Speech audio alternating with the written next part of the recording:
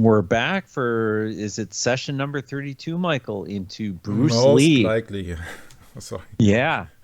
Yeah, we're way up there in the script. And I know that after this session today, we have another Sabbath to do. And then we're going to probably be close to wrapping all this up, I believe, Michael. So this is a lot to take in, and I'm right here on the edge of my seat and willing to, go the full distance with you, Michael. I want to hear everything you got to say about this whole agenda, as we know that, all of these rulers that are ruling over the hierarchy don't necessarily come to the forefront and admit. They only admit, I believe, at times when they're appointed to admit. They have to gain consent. And as long as we, the people, give consent, then they are given their, what can we say, authority? So yeah, Michael, welcome back. Yeah, thanks for having me, Brett. We are close to the finish now, but this session is the runner-up to the session of Roman Polanski, and it goes another very colorful actor, so to speak. First of all, some general thoughts which I had this week. Let's have a look for this video.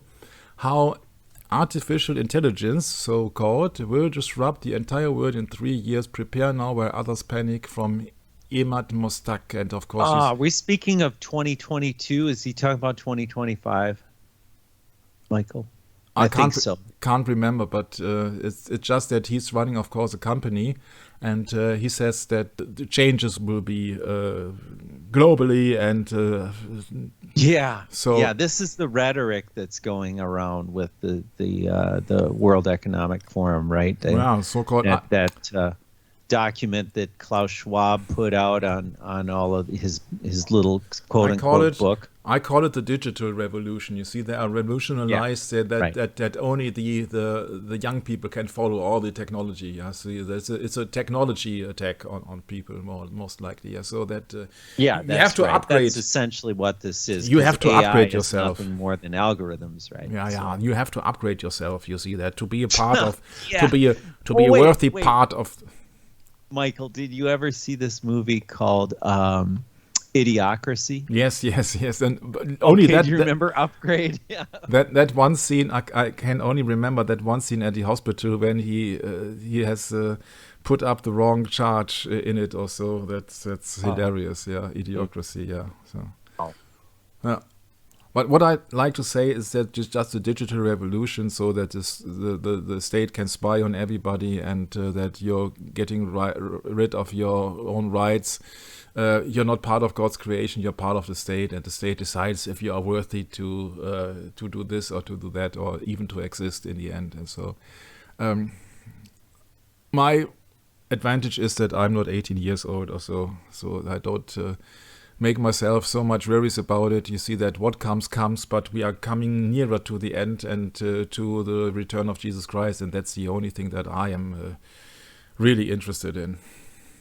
So what I found interesting with the quote is that he said most of the people aren't asking the right questions, and he thinks that he's smart. I think that most of the people asking the right questions because they just exclude religion. Yeah, if they are just part of a secular world and they try to explain everything with science and with the Wikipedia and Yahoo and with Google, then it's just really that people not only asking the right questions, the problem is that the system doesn't give the right answers. So the question is, Michael, who do you want? Which way do you want to go here?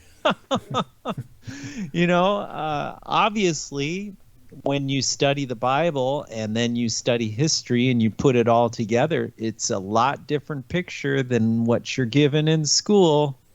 Mm-hmm. Yeah, contrary to everything.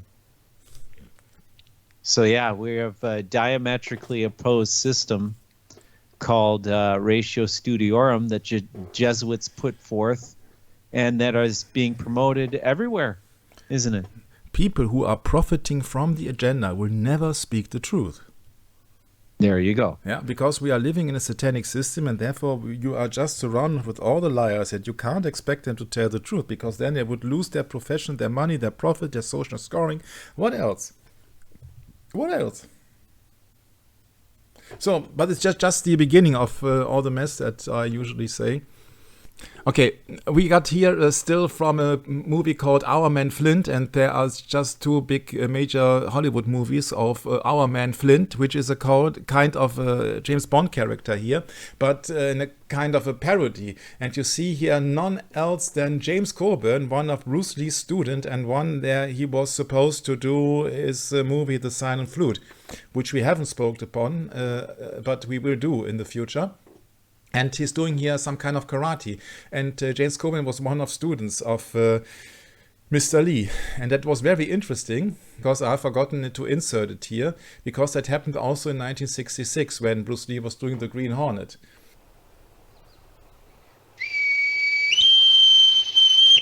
Oh, he's calling an eagle, and the eagle is just replacing every unwanted visitor from the area. Yeah, you cannot imagine. You see that I was just reminded about that strange animal then, an eagle. How can somebody come up with an eagle there? I do not know.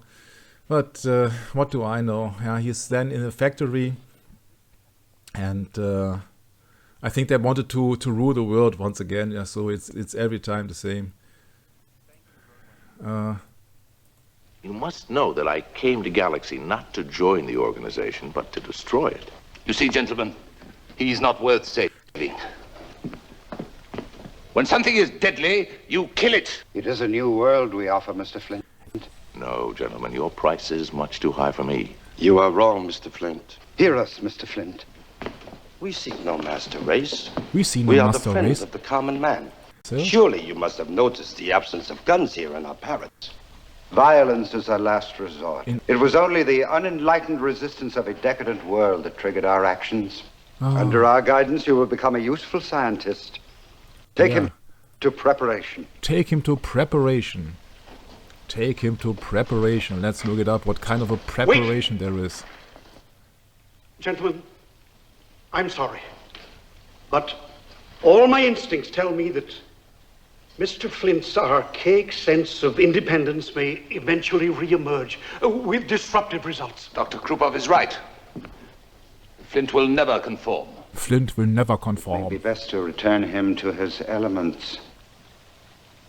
The electrofragmentizer. The electrofragmentizer. So maybe that is also a wet fantasy of some people who wants to rule the world. I found it very hilarious. The electrofragmentizer. Makes the rotten choose Michael. the wrong side. That last frame there, right there. Yeah. What do you see in the left background? You mean this here? Or that here? That eye? Yeah, Yeah, sure. one eye symbolism. What do you expect from that kind of a movie, huh? And this is one of the Yeah. best friends of Bruce Lee. Green Hornet. Enjoy your yeah. defiance. It'll be the last pleasure you have on this earth.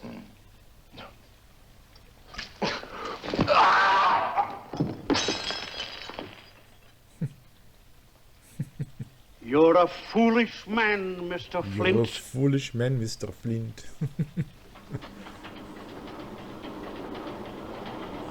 There it is, the electrofragmentizer.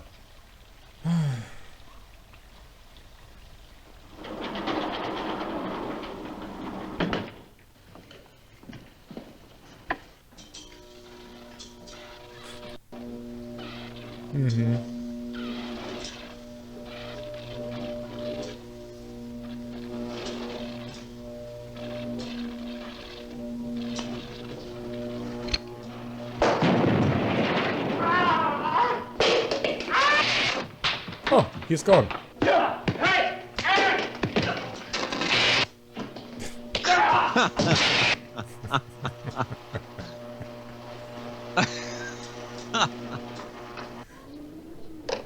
Yeah, you see.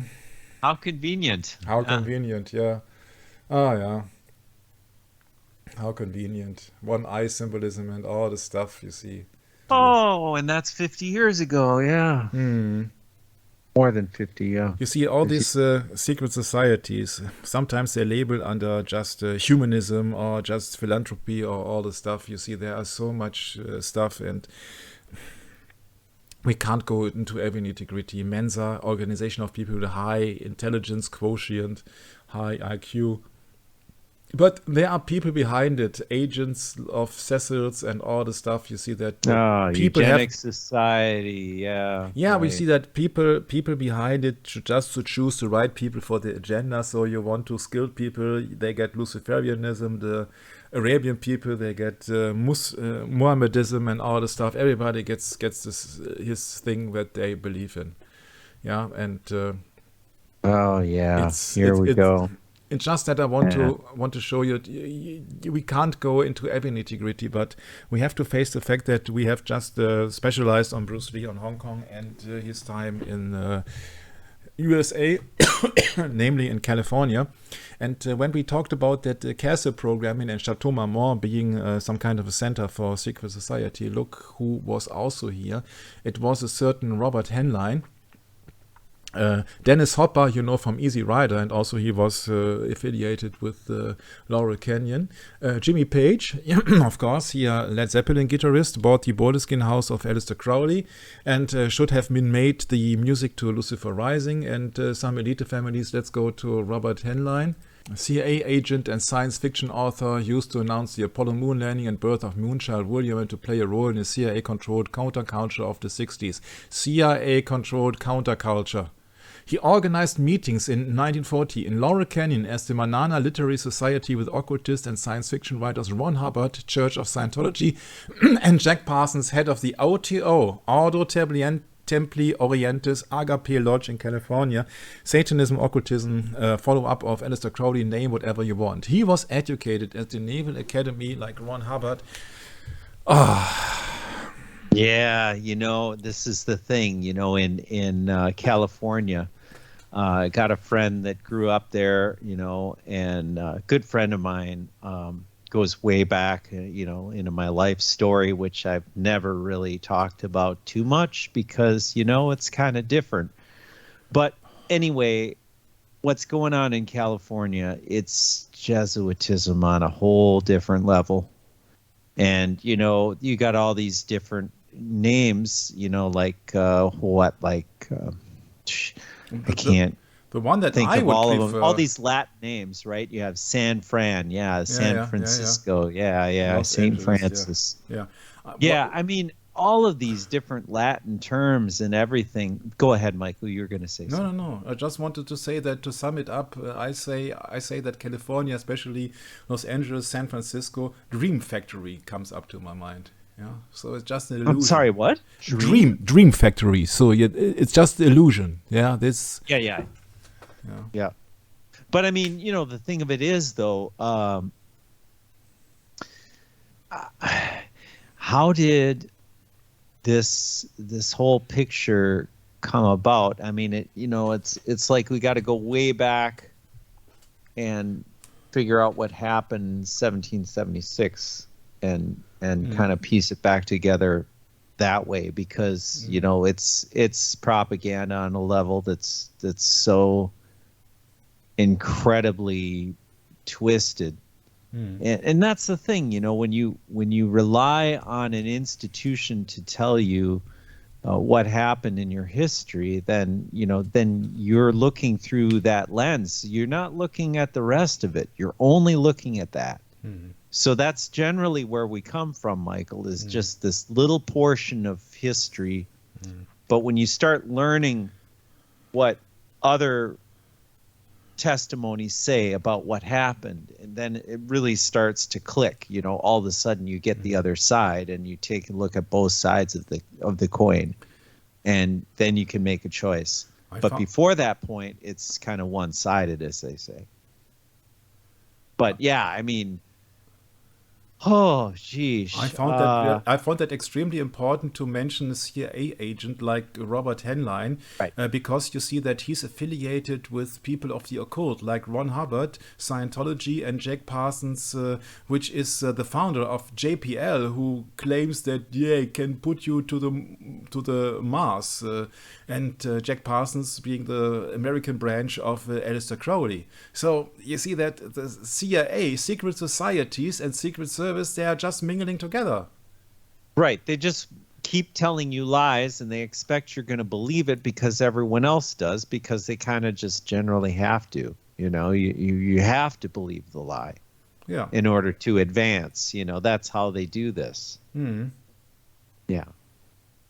In 1940, he hosted the meetings of Manana Literary Society at his Laurel Canyon home on Lookout Mountain Avenue with Ron Hubbard, Jack Parsons, William White. Yeah, so WW, you know that from that James Bond movie, Here with the moon landing. WW, William White. You do? You don't? 33. Yeah, 33. Yeah.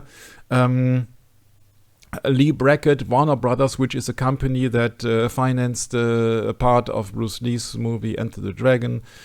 Edmund Hamilton, Leon Sprague de Camp, who coined the term extraterrestrial. Fritz Lang about Metropolis, about the Whore of Babylon.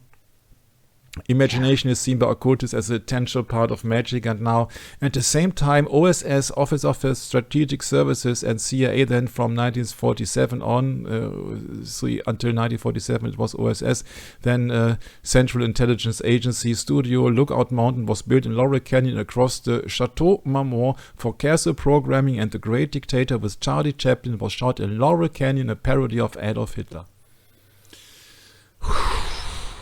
Whoosh. And during World War II, he worked at Philadelphia Naval Shipyard with Isaac Asimov. That is the guy which made the blueprint for I, Robot, album of Alan Parsons, about the robots taking over. There's so much to mention. Yeah, Jewish occultist, science fiction writer in the Science Church. He was really about that guy, yeah. Yeah, Isaac Asimov. This is really one, I just wanted to say one hell of a guy, but actually he is. Yes. Yeah, so he was writing in English. What did he write for books?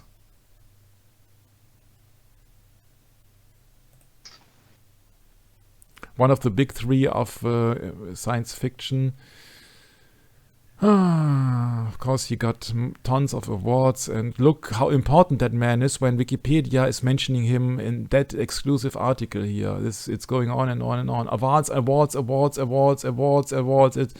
It's kind of never-ending Wikipedia article. Yeah, so the gods themselves. You see that fiction genre, Nemesis, I, Robot. Yeah, there's also a movie then from Will Smith, I think it was, I, Robot, about artificial intelligence, actually, I think it is. The Martian Way, so martial arts and other stories, The Martian Way. There's also one thing about God, I can't get up, By Jupiter and Other Stories, Robot Visions. Yeah, but magic and all the stuff, but I know that he says that there is, of course, no almighty God, so let's get back to the script. When you see that all these people who are CIA are affiliated with secret societies like OTO and Jack Parsons and all the stuff, then you see that everything has been planned before. Even, of course, in Laurel Canyon, and even until 1970s.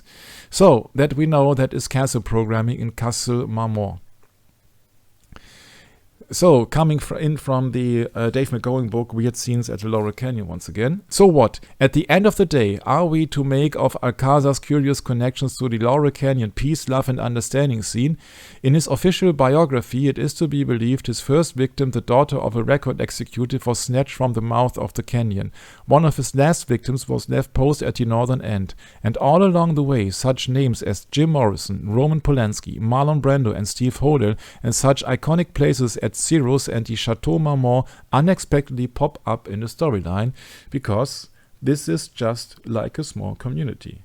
And there is another, which you can clearly see here, connection. Rodney Alcala, otherwise known as the dating game killer, who is said to be one of the country's most prolific serial killers. He has been convicted of 7 murders, accused of several more, and some law enforcement officials have claimed rather ludicrously that he could be responsible for as many as 130 murders. 113. 13. Aha, okay, I see. Yeah. So, nobody knows anything, and he has curious connections to the Laurel Canyon peace, love, and understanding scene, because everything has been set up by the government or his secret societies or secret service like CIA. And there's CIA involvement in every murder, I suppose. For example, in the murder of John F. Kennedy, and most likely in the murder of Robert Kennedy, and most likely in the murder of John Lennon, and in the murder of,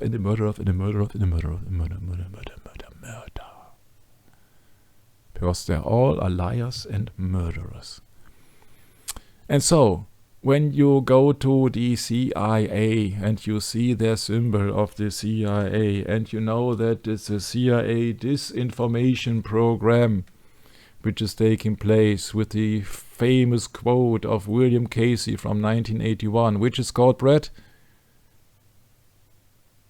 We will know our disinformation program is complete when everything the American public believes is false. So, what kind of a symbol CIA is bearing? It's not hard. Yeah. No, it's not. It's not hard. It's the same symbol times 2 that the Knights of Malta use. Yes, so then we go to the Knights of Malta. Aha. This picture I find very great. Yeah, so this is Knights Templar. Knights Templar, Knights of Malta, and also you see the Knights of Malta in the Vatican. And yeah. So the Knights of Malta, that's also no secret. They are just ruling the Freemasonry. And Knights of Malta, these are the people who share blood because of a red cross. Yeah, red means blood, and the civilian Red Cross collects the blood that the military Red Cross of the Sovereign Military Knight of Malta or the former Knight Templars, they have shed with their sword, which is forbidden to draw when you read the Bible. So that is also the things which has been connected to a small country in Europe called Switzerland. It's a very beautiful country with the pure seas and much mountains, much snow, and extremely wealthy people, which we have learned in the Roman Polanski session last time. So what about Switzerland in Europe? Officially, the Swiss Confederation is a country located in Central and Southern Europe. Yes, it is. It's there where the mountains are. It's bordered by Italy to the south, which is very convenient because they have not a long way to the Pope or to the papacy. Yeah, one for all for one. Sure. All for one. Yeah, Switzerland originates from the Old Swiss Confederacy established by the late Middle Ages, and from 2091 is considered the country's founding document. It's considered. But actually they have some strange things happening in the 14th century when the Knights Templars mostly fled from France to Switzerland because it was just nearby. And so it's no wonder that Switzerland also contains one of the biggest gold reserves, amounts of gold in the entire world. So it is just so that they were spared out of both world wars, and 62.6% of Christianity. I would highly doubt that. I would say that is just it's everything mixed together. Yeah. The name Switzerland is a portmanteau of Switzer, an obsolete term for a Swiss person which is used, and this is just, I think it's just not right. It is just not correct. But if you see that you shall judge them by their fruits, and they have been, since long ago, they have been the bodyguards of the papacy. Let's look it up for the papacy. Oh, is it mentioned here? Papacy? No, it's not. Oh, maybe there are some ties to the Vatican. Ah. Swiss citizens are prohibited from serving in foreign armies except for the Swiss Guards of the Vatican. Ah, look at here. Or if they are dual citizens of foreign countries and reside here. So that is one of two times that the Vatican has been mentioned here. What is the other one? In 2002, Switzerland became a full member of the United Nations, leaving Vatican City as the last widely recognized state without full United Nations membership. And that's because the Vatican is the head of the United Nations. Ah, yeah. So what's up with Switzerland when all these so famous people are gathering together in Davos on the World Economic Forum? What's about Switzerland then? And when they have a coat of arms which is quite closely resembling to the Knights Templars? Let's look it up. Just a little bit of alternative history, huh? Switzerland is a European country officially founded in 1291. 1291 makes 13. It was named after the seven sisters, Schwester, Switzer, of Isis, the Pleiades. It has a population of 8.5 million people, makes another 13. It was conquered by the Roman Empire and governed by the Habsburgs during the Holy Roman Empire. It is governed by the Jesuits. Its most populous city and capital is Bern.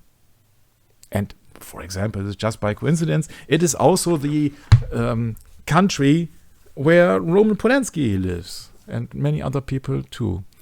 It is home of the headquarters of CERN, where they try to find the God's particle, and the Bank for International Settlement, which is the bank which is on top of all the banks. So, Swiss is ruling all the banks. It plays an important role in the corrupt financial system. The Aryans populated the area of Switzerland as the Helvetii and the Hallstatt and the Latin culture. They were conquered by Roman Emperor Julius Caesar.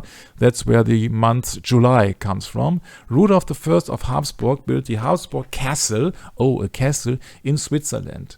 The House of Habsburg originated in the House of Este, the Gulb faction with the Red Cross symbol. 1291 is official founding of the state of Switzerland. And if in case that you don't see where Switzerland is or don't know, it is just in the heart of Europe. Yeah, so here is Germany, here is France, here is England or Great Britain, here is Italy, and Switzerland is there where the mountains are, what you can see here in that picture. The Red Cross. 1307, after the Knights Templars who created a global banking system, and they had to get away, and they wanted to get away with that, but the papacy didn't want it, are suppressed in France by the King Philip IV. They moved to the newly founded Switzerland with the Aryan solar symbol of the Red Cross as flag. The Red Cross white background versus the The Red Cross white background versus White Cross red background goes back to the rivalry between the papal Gulf faction and the Ghibelline faction of the emperors. And I think that if somebody can say that sentence without an error, it is proof that he had not drunk any alcohol.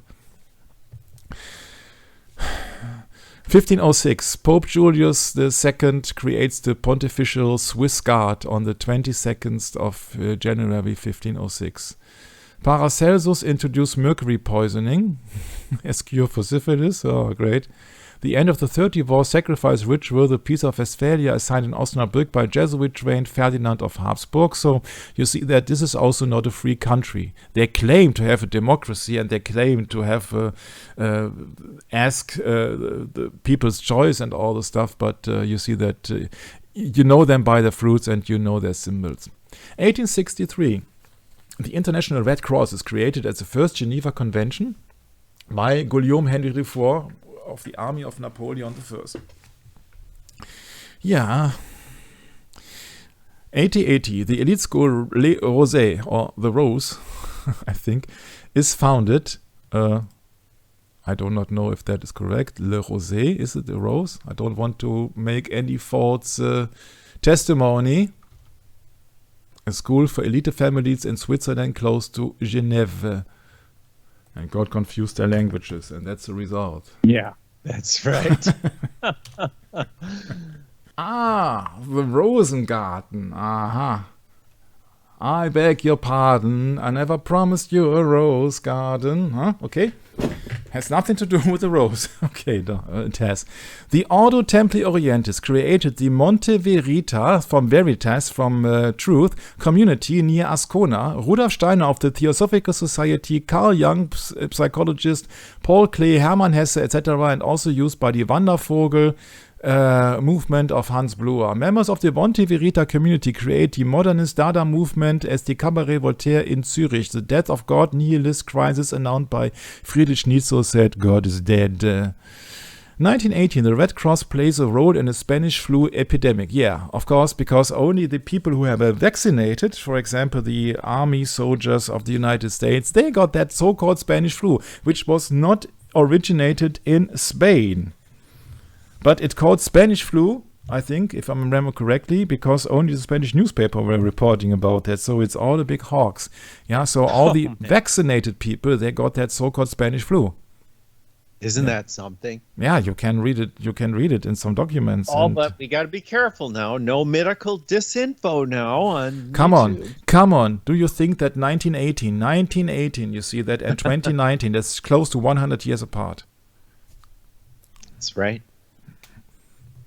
Yeah, you can look it up. You see that missing hygiene, lack of food, lack of drink and all the what. When you got a weak immune system due to the fact that you have been vaccinated before with some unknown poisonous things, which are all in there, because there is aluminum, mercury and all the stuff in there, then you are being more affected to any disease than somebody who has not got any... Thomas Mann, a prolific writer, writes The Magic Mountain set in Davos. Davos is the exact city where the World Economy Forum is happening and making a party. That's the Davos. World Economy Forum annual meeting, Davos. Don't think that Swiss is not important. They always are in Switzerland. So, Magic Mountain. Davos. 1930, the Bank for International Settlements, BIS, is created in Basel with a tower that represents the Tower of Babel after the Treaty of Versailles. You see this is here in Basel in Switzerland. That imposed debt on Germany after the World War I ritual sequel to the 30 Years' War, 1940 to 1945, close to 30 years. 1933, start of Iranus, conferences of Theosophists and all the stuff influenced by Alice Bailey with Carl Jung and all these certain people. Mont Pelerin Society, Geneva, gathering of an international trade organization. 1954, the CERN project is started in Geneva. We have talked about that. Geneva has a coat of arms with a key symbol opening the abyss of Revelation 9:11, founded by 27 centuries. There, they want to find the God's particle, or actually they want to open the hell, or what else, the abyss. Yeah, so CERN, Teilchen, so particle accelerator and CERN, and so this is more or less also a depiction of one famous symbol that Brett always comes up with. Oh yeah, the Mark of Cain. The Mark of Cain, yeah. Mm-hmm. So, but of course, in the context that people look at that, oh, look at all of that! Wow. They spend what? How many dollars do they spend on that thing? I don't know, but you see it's so high. I mean, it's just it's a world machine. And CERN, of course, also has the logo of 666, huh?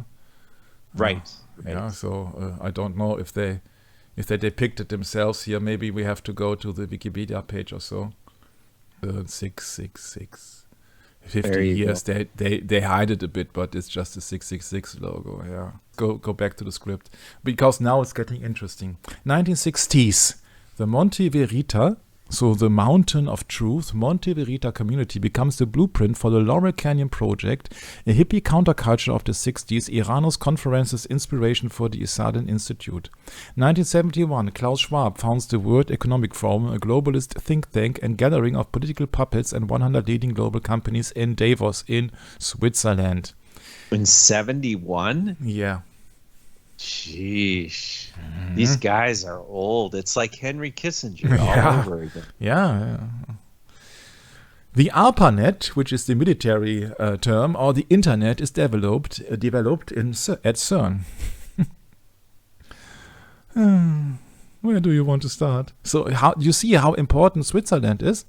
They have the World Economic Forum, they have CERN, they have the Bank for International Settlement, and they have the bodyguards or the army, the Swiss army for the Vatican. And now you make your mind up why they have not been joining the First and the Second World War. And it goes on and on and on. 2017, the Gotthard Tunnel is opened with the Baphomet symbolism, of course. The man with the horns, or Satan. It's always the same. It's always the same. Yeah? It's always the same. And one on top of the Knight Templars, of course, are the Jesuits. And they have the current Pope, Pope Franciscus. Or Francis. Yeah. And their doctrine is about not the Bible, but Thomas Aquinas, Aristotle, three-part soul, or Thomas Aquinas, Summa Theologica. It's not mentioned here. Found it very strange, but Summa Theologica, where you don't have any property because all property is just belonging to the community. And if there is some organization who has the right to bear some property, it's just only the church.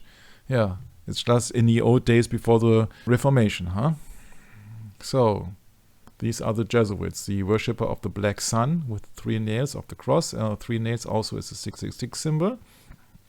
It's the unholy trinity, or what else you would say. And that's the black sun. So nothing to do with Christ. It's just the opposition. So, you know, isn't it ironic, Michael, if you take that image there and turn it upside down, it spells a 4-letter word and you can read it for yourself. Yeah. Okay. Isn't that irony? Mm. Yeah. The irony of it. Yeah. Okay. This internet is also www, yeah, so www, yeah, and this is the what was it, Hebraic, I think it was letter Waf, and that has a numerical code of 6, so it's also 666. Right.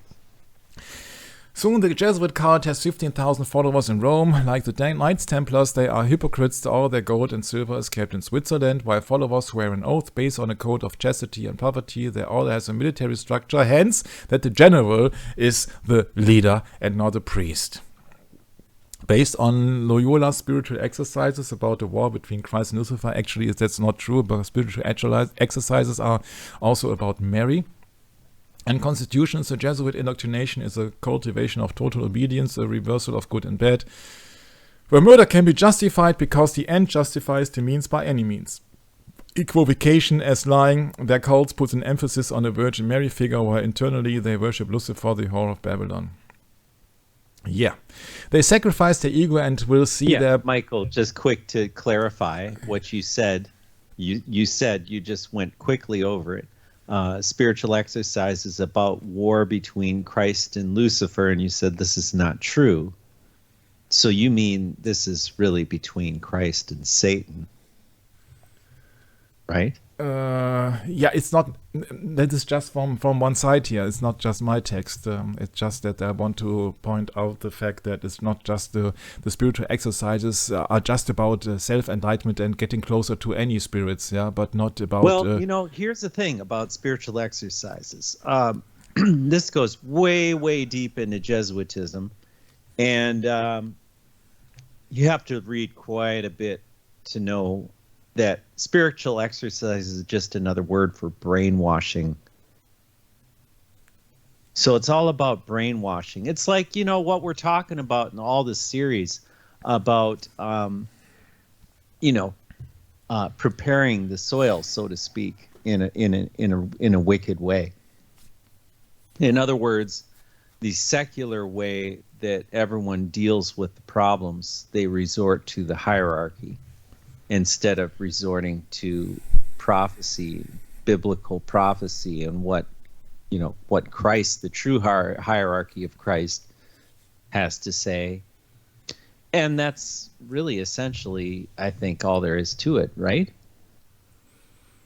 It is just a counterfeit system. You see that they do not care about the Bible. They have their own books. Yeah, it's like catechism for people who just want to obey and just to be corpses and just want to kill. Yeah, right. It's a military so, structure. In other words, you don't need to learn all that stuff because that's for our hierarchy. You know, they just tell us what to do. And, Yeah, you see that the that's Jesuits have their spiritual exercises. They're Freemasonic guys. Yeah. They have their rituals. Yeah, you see, but nobody tells you the truth that it's just an indoctrination system. Right, Yeah. right. So it's just brainwashing. Yes, is what yes, it- you are correct. Yes. Yeah. Well, thanks to Tom Frest for that one because he explained it to me. Okay. Yeah.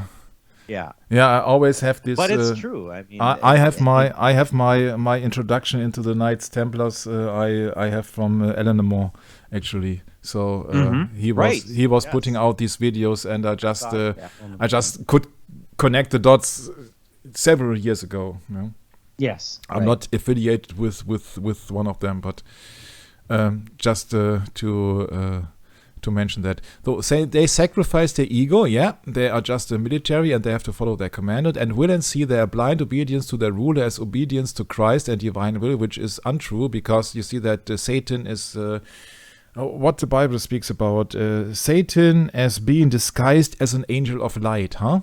And divine will, who aims to rebuild the temple of Solomon in Jerusalem, hence the Jerusalem,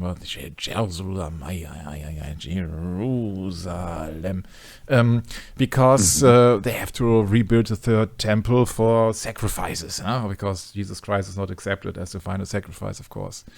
Which is also an important theme in Freemasonry, and also will lead to maybe a world conflict when they are shattering three world religions together, so-called Christianity, which is just Catholicism, Judaism, and Muslims together as the in the Temple Mount. How that would be, I don't know. But let's just have a look.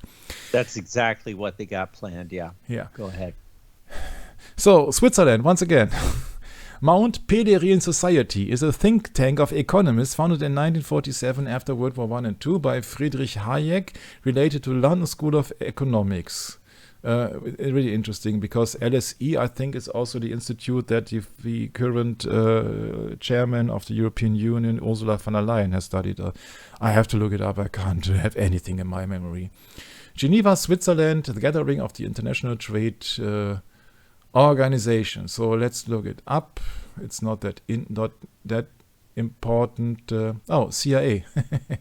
The Central Intelligence Agency, the secret service of the United States, run by the Jesuits or the Knights of Malta on that regard, as spies for the Church of Rome, masters in deception, spreading misleading conspiracy theories with the CIA.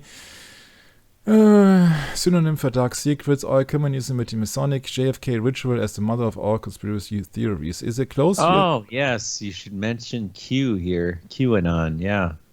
Perfect time to mention it. Right? It is closely associated with the British MI6, sure, because the United States have taken over the world dominion from the United Kingdom, I say, after World War II. The totalitarian world state United Nations. In the history of the CIA, the name William often shows up, as William V represents the shadows, the demon associated with Pluto. I have also another resemblance to that, William, because William can also mean I am, yeah, which would be the name of God. Right, Brett? I am the name of God. And I will. Will. I will. Yeah, so 5 times I will. You remember Bruce Lee's definite chief aim and Isaiah 14:12. Oh, yeah. Isaiah 14:12. Politicians are actors on a world stage. Events are planned according to Kabbalistic symbolism. Yes, or according to the Bible, of course. Yeah, so the history of the CIA is closely intertwined with the history of mind control, of course. Information about the CIA. Oh, yeah, well, you can say that the history of the CIA is closely intertwined with the history of the Jesuits. Or the Knight right? Templars. Because they're all controlled by Jesuits. Go ahead, Mike. Yeah. The really important is that politicians are actors on a world stage. Remember, Ronald Reagan was an actor. Arnold Schwarzenegger was an actor. Yes, these are all actors. Yeah, but it's not that obvious. Information about the CIA is often mixed with distraction about fictitious projects like Philadelphia Experiment, Stargate, and all this stuff. So we do not know what is true and what is fiction. But I know from somebody that I should trust that he said, yeah, they have experimented with LSD and drugs and to create just obedient slaves, and that these people, they're just they are programmed. And he has talked to me in private for my eyes only about things that I was constantly shaking my head. I said, what? And I knew that guy for 30 years then, and personally, and I don't know why he should have lied to me, because that was a personal conversation we had in private. So, history of the CIA, of course, the same history as MI6, John D, Queen, the English Queen, and all the stuff. The FBI is formed, pretends to fight organized crime. It's really funny. British service, Secret Service becomes MI6, military intelligence. So it's military like the Regimini Militantis Ecclesia. Yeah, so it's military, and it's like the Jesuits. Yeah, right. So Woodrow Wilson, of course, creature from Jekyll Island and all the stuff. Edward Bernays related to Sigmund Freud, propaganda. Yeah, you could do several sessions about that alone. Yeah. Lindbergh's baby kidnapped media ritual with Mason and Oddfellow Charles Lindbergh. So Charles Lindbergh, the famous flight pilot, is also Mason. J. Edgar Hoover is Knight of Malta, Mason, and Shriner. I swear they are all not the people elected representatives. Winston Churchill, Special Operations Executive, SOE, where with Christopher Lee as one of its members. Yeah. Georgetown said, close to Jesuit University, Georgetown in Washington, District of Columbia. Averill Harriman, John Dulles. Brother of Jesuit Cardinal Avery Dulles, James Jesus Angleton, all these usual suspects, Mary Pinchot Meyer, all this Georgetown gang and all these people. Frank Weisner, Operation Gladio. Gladio means the sword, and it's just Roman, huh? Kyle. Alan Dulles, special enemy of John F. Kennedy. Yeah. Knight of Malta, Dulles. You see that all these people are just popping up here, and I just want to get the Bruce Lee session done here, but it's just so much things. Tavistock Group is formed, United Kingdom. They're putting out all these false movies and songs and the Beatles and all that stuff. Everybody's got his own special service and secret societies. Operation Paperclip, when they have that the Nazis just building rockets for the United States. Come on. The OSS of William Donovan became the CIA, or becomes the CIA with the Eagle Horus as logo, like the Nazis' 4 divisions. It's the same everywhere. You see the eagle. It's the same. It's from Rome. It's the from Roman Rome, eagle. yeah. CIA Project Bluebird, about mind control and all the stuff. Ron Hubbard, Scientology. Heroin is sold by Bayer. Yeah, it is very interesting. I looked it up today. Actually, heroin has been invented or synthesized in 1898, and as a cure for if you have catch a cold. Yeah, it's no joke. It's actually no joke. I know that also because Stephanie has put a finger to it lately. Heroin is an opium drug spread and traded by the Jesuits, who rule India and China with the British Empire through the trade of opium. Oh, where do we know that from? Hong Kong, anybody? Yeah. That's Fragrant Harbor. Then you come across that it's a Greek word of a hero, and if you then search the German factory Bayer, Bayer developed a mechanism of the synthesis of DHT morphine and was protecting his trademark heroin at the 27th of June 1898. Then they have a promotion campaign in 12 languages as an oral to intake means for against catching a cold and pain and all the stuff. And then they thought it has all the advantages of morphine but no side effects. And 1904, they have realized that it makes addicted even more than morphine. So the 5 years, they could have profited. Bayer Germany, a chemical industrial giant, they could have profited from bringing heroin to the people as a cure. So it takes some years until somebody submits, it's not a thing to cure. It's actually is poisoning you, huh? My, what the world. Heroin is sold by Bayer, yeah.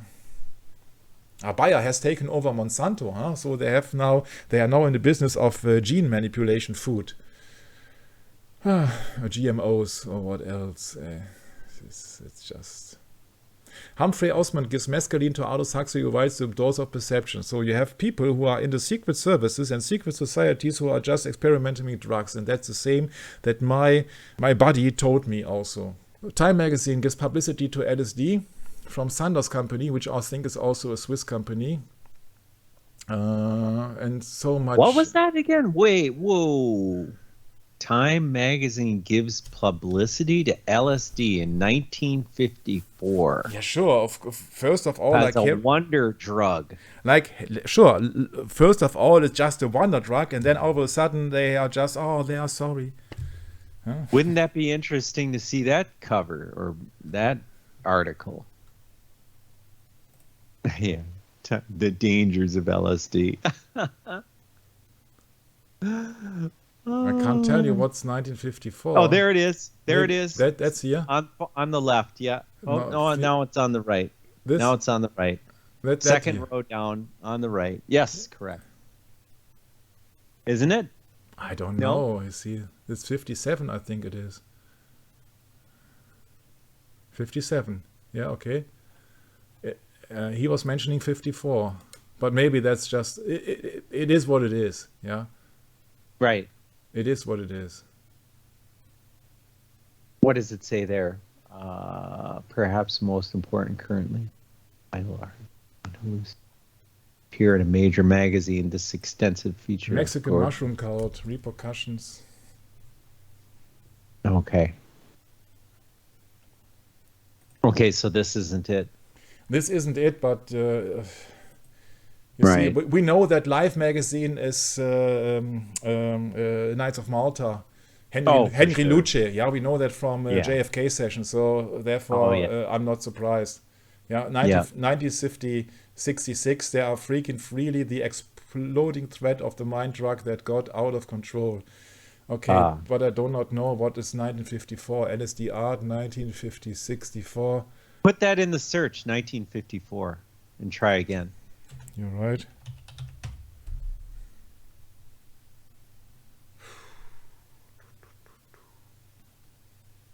You didn't add 1954 in there, did you?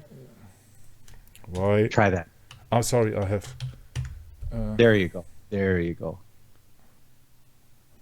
No, but it is not showing up.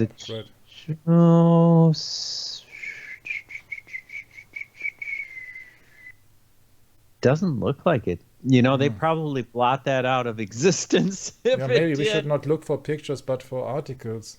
Yeah, correct. Medicine, Time magazine, medicine, dream stuff. Here is it. Monday, June 28, 51. It's a Time, not Life. Okay. Yeah, maybe. I do not know. Well, Time, Life is the same thing. Yeah. Okay. Developed in Switzerland in 1938, LSD 25 has been much neglected until recently. Unlike mescaline, which induces a series of euphoric dreams and images, LSD enables the patient to re-experience his past without loss of consciousness and blah, blah, blah. What is this? Or pentothal? Pentothal?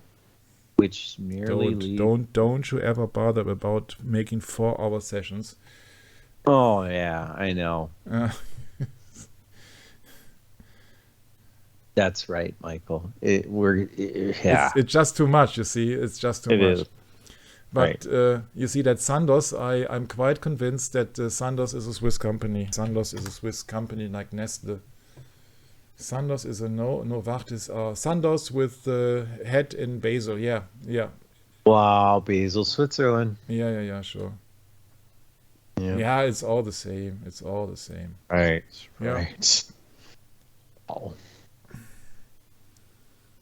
Night of Malta, Dwight Eisenhower, Bilderberger conferences, and what else? Director of John McCone, Harvard drug experiments with CIA agents, Timothy Leary and Richard Alpert. Yep.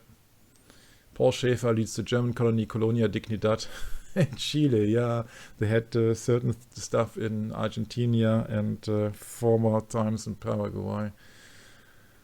Opening CIA headquarters in Langley, Virginia.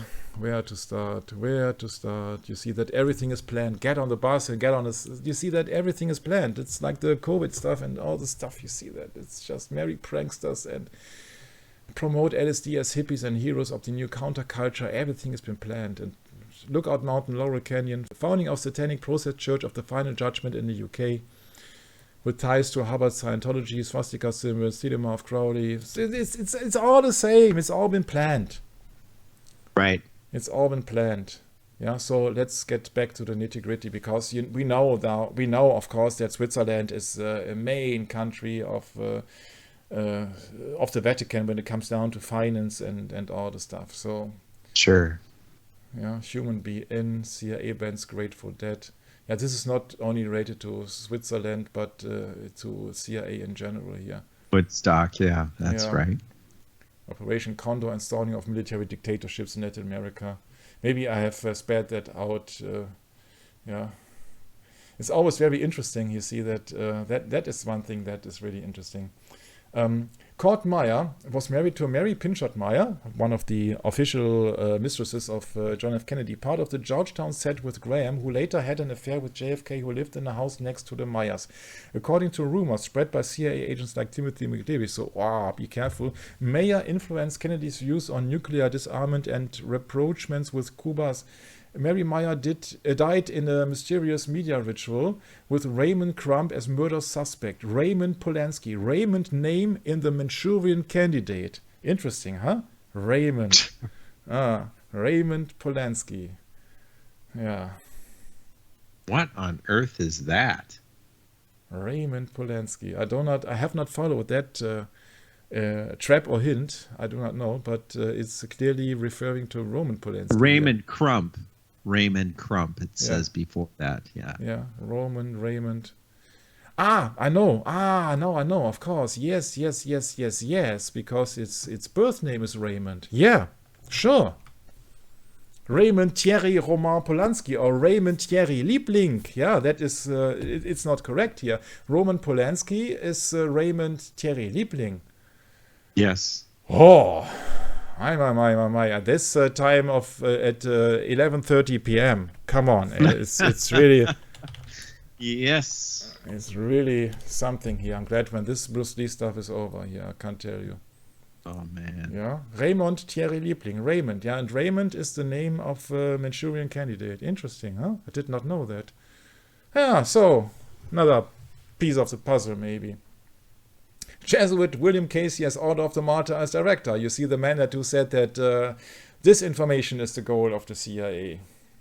Yes, right. So let's just quit it here because it's just going on and on and on. So let's move on to the Mountain of the Truth, Monto Veritas, at the Ordo Templi Orientis OTO. This is a secret society with, of course, a one-eye symbolism, a phoenix and all the stuff. And the sun rays and blah blah blah. Founded in 1895 by Theodor Reuss, an Austrian chemic, alchemist, Karl Heller, and in the circle of Helena Blavatsky's Luciferian Theosophical Society. Orientis refers to the Eastern Star Sirius, the end goal of the Masonic journey. The OTO practice, of course, Luciferian sodomy and blah blah blah. Goes back to the Templars who did everything about sodomy and the Cathars. And its interesting explanation is, what I can't prove, is that the giant ancestors, the fallen angels Lucifer, so speaking of the sons of God who came into the daughters of men, had heavy eyebrow, rich, giving their eyes and nose an OTO symbol. Can you follow me, Brett? Yeah. Yeah, okay. The OTO logo is a Vesica piscis, symbol of the universal womb of goddess Isis, with a one-eye pyramid. There are 9 degrees and all the stuff, tantra, sex magic, and it's all about sex Yeah, and sex. exactly. And when it's about sex, it means not snoo, but it means just that they see man and woman as the creator of life, actually, and that's the thing in all these sex rites, I think. Right, right. So coming back to these strange occultists, they have a German society, and they have Rudolf Steiner as a president as a Luciferian Theosophical Society. Frank Baum, also a theosophical guy, writes Wizard of Oz. Aleister Crowley writes the Book of the Law as the prophet of the era of Horus, which is the child of Isis and Osiris. Then you have Greek letter societies, which are Freemason stuff. OTO, Crowley leads the OTO of Britain and Ireland. Crowley is head of the OTO structures and all the stuff. Crowley. And Crowley is not only an occultist or a Satanist, an artist, a writer, whatsoever, but also a secret service agent. Because he is going all over the world. He is to New York, he's to Ireland, he is to Italy, he's to Germany, everywhere. How convenient. He moves to New York to work for somebody, and he has sex magic techniques and all the stuff, and nobody knows a thing. Mr. Royce from the OTO moves to Basel, Switzerland, where he founds an OTO lodge as Monte Verita, so the Mountain of Truth, an utopian community near Ascona with Carl Jung, Hermann Hesse, Annie Besant, and Jidda Krishnamurti. Remember? That is one of the main influences of a Chinese actor called Li Yunfan, better known as Bruce Lee. And he was once member of a Theosophical Society with Annie Besant, and he was being seen as the word Maitreya, the word teacher. But he did not want to do that all day long, and so then he quit afterwards. Yeah. Monte Verita is also used as a destination for the Wandervogel youth groups, which means the journey bird youth groups of Germany with the Greek pedophilia religion and with naked women. Crowley meets with Karl Germer in Germany, founds the Brotherhood of Saturn and all the stuff. So Crowley and all these people, they have not only secret societies, but secret services. Arnold Krummheller, German military intelligence, Scottish Rite Mason meets Crowley in Berlin and joins the Ordo Templi Orientis. He founds a Rosicrucian order in Brazil, and there you got everything mixed together. Military intelligence, Scottish Rite Freemasons, Crowley, MI6, and Rosicrucians. So what do you need? What do you need? It's everything mixed together.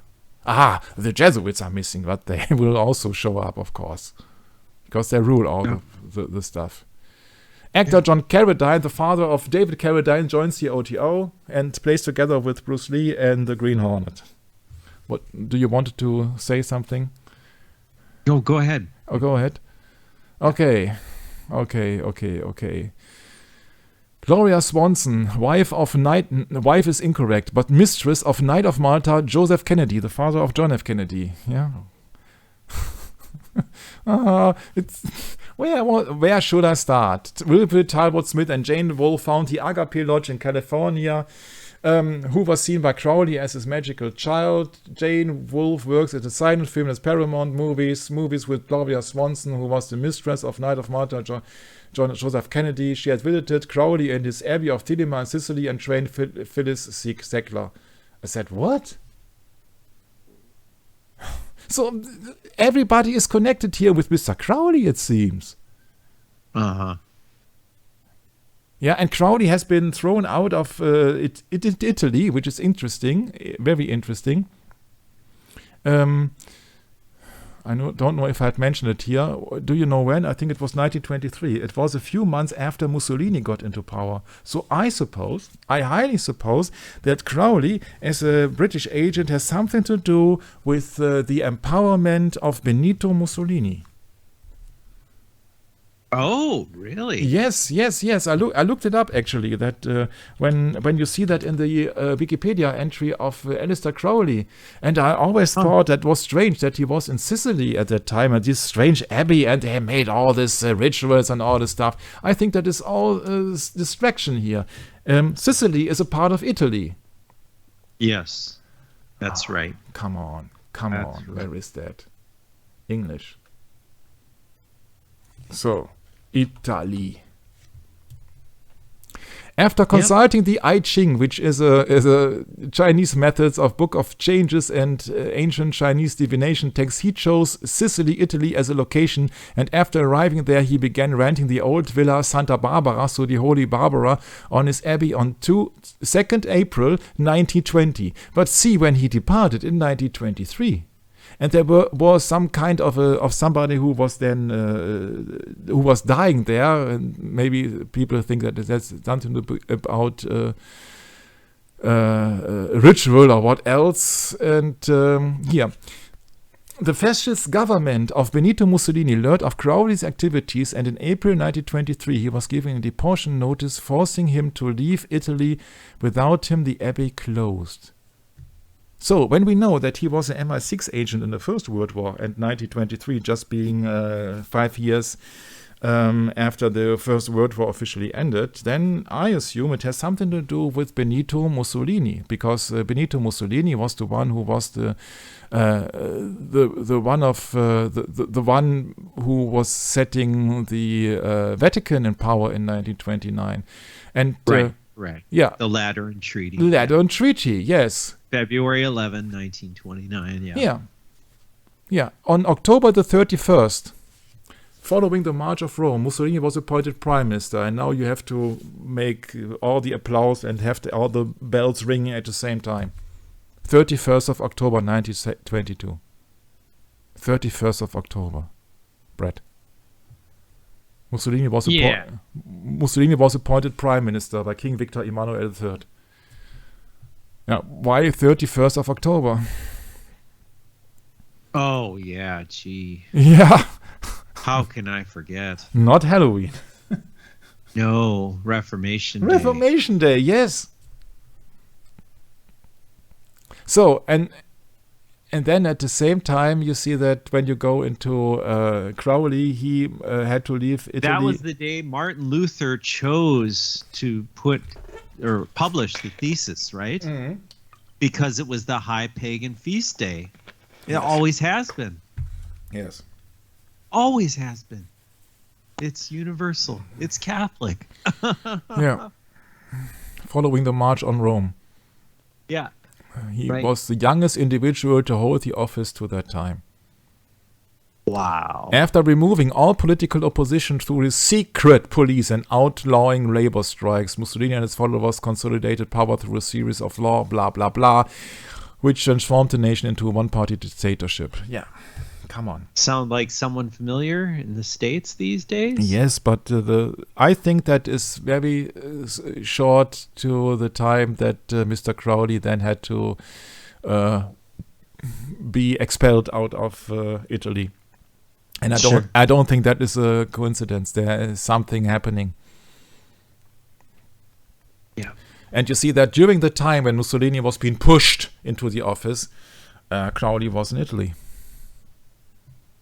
I suspect that it has less to do with Satanism, but more with politics and all the stuff. Right. Yeah, for sure. Yeah. So. Well, plus, you're saying, let me get this right, that Crowley is an agent of the British Empire. At least of the British, but he went also to New York, so maybe he's also ties with the OSS or what, I do not know. Yeah, well, he's in on the sea, of course. It's the very tippy top of the whole cabal, if you want to call it that. The important thing to realize is that Satanism, occultism is just a cover for secret police, for secret service. So these secret organizations, these secret societies, they serve as a cover for secret services, for MI5, MI6, CIA, Mossad, whatever you would like to come up with. That's the thing to understand also in the Bruce Lee sessions. That's the thing to understand. They just, in the same case as the Manson murders and Sharon Tate ritual, they are just using Satanism and the process church and Manson and Helter Skelter and all the stuff to distract the people from their real agenda. With just presenting the people an alternative reality with Satanism and occultism, when they are really performing Satanism and occultism, but in a secular way and not by rituals and candles and all the stuff. They're just murdering people. This is Satanism. They're just making war. This is Satanism. But they are presenting you a false idea of Satanism. That it has to do with dark rooms and at midnight and candles and churches and what else. Right. Yeah, I needed also some time to get behind this, but this is really behind the curtain then. You have to realize that Aleister Crowley, first and foremost, was an important man because he was traveling a lot. He was going to Egypt, to New York, to Ireland, to Great Britain, what is home native town, to Italy, to Germany, and what else? Yeah. So that means that he has a lot of connections, and he's just meeting with military intelligence in the 30s. We have just read that he was meeting with military intelligence in Berlin. So when he is in Italy during the time that Benito Mussolini has been pushed into the office by Secret Service, then to me it is no coincidence, because if you are once in the Secret Service, as he was in MI6 and Navy intelligence and what else in the First World War, then you'll be forever in the Secret Service because you are a keeper of secrets. Simple as that. Yeah, and then in 1929 Mussolini signed a bilateral treaty with the Holy See to establish the Vatican City. The man of premonition, I think he was meant. And he was under Taci Venturi, or so, the name of the Jesuit. Taci Venturi, right. I think he was. And so that I would suggest that Crowley was also in touch with Mr. Venturi. I can't prove it, but that would be the most likely alternative, that just Aleister Crowley's Satanism is just a cover to have a world-class spy who has access to everything and who can do anything in secret, because people say, oh yeah, that's the lunatic, that's the B666. If you do real Satanism, you hide it. You don't go out and say, I am the B666. Mm-hmm. Right. Yeah. Right. So it's just a cover. You see, if somebody is a real Satanist, like Joseph Stalin, who, of course, he had also his orders, but orders millions of people to kill, he does not say that, I'm a Satanist. No. Yeah. So if somebody produces himself as being the B666 and writing this laws and that books and blah, blah, blah, blah, blah, yeah, it's just a distraction. Yes. So if I go back to Aleister Crowley here, you see that in April 1923 he was given a deportation note forcing him to leave Italy without him the abbey closed. The wickedest man in the world, the man we like to hang, and what else? Yeah, you see that Mr. Loveday drank from a polluted stream, soon developing a liver infection resulting in his death in February 23, and then he was expelled. Crowley was expelled in April 23. So that could be a coincidence. Of course, it would be fitting. Okay, I'll give you this. But on the other hand, it is very strange that he was in Italy. When Benito Mussolini came into power. And then you search for Mr. What is it? Yeah, okay, he invented the grey alien, drawing of Lamb, which is then the role model or the blueprint for the extraterrestrial. Yeah, and then he was in Berlin. But when he was in Berlin? Come on. 1930 to 1933. In April 1930, Crowley moved to Berlin. And that is extremely close.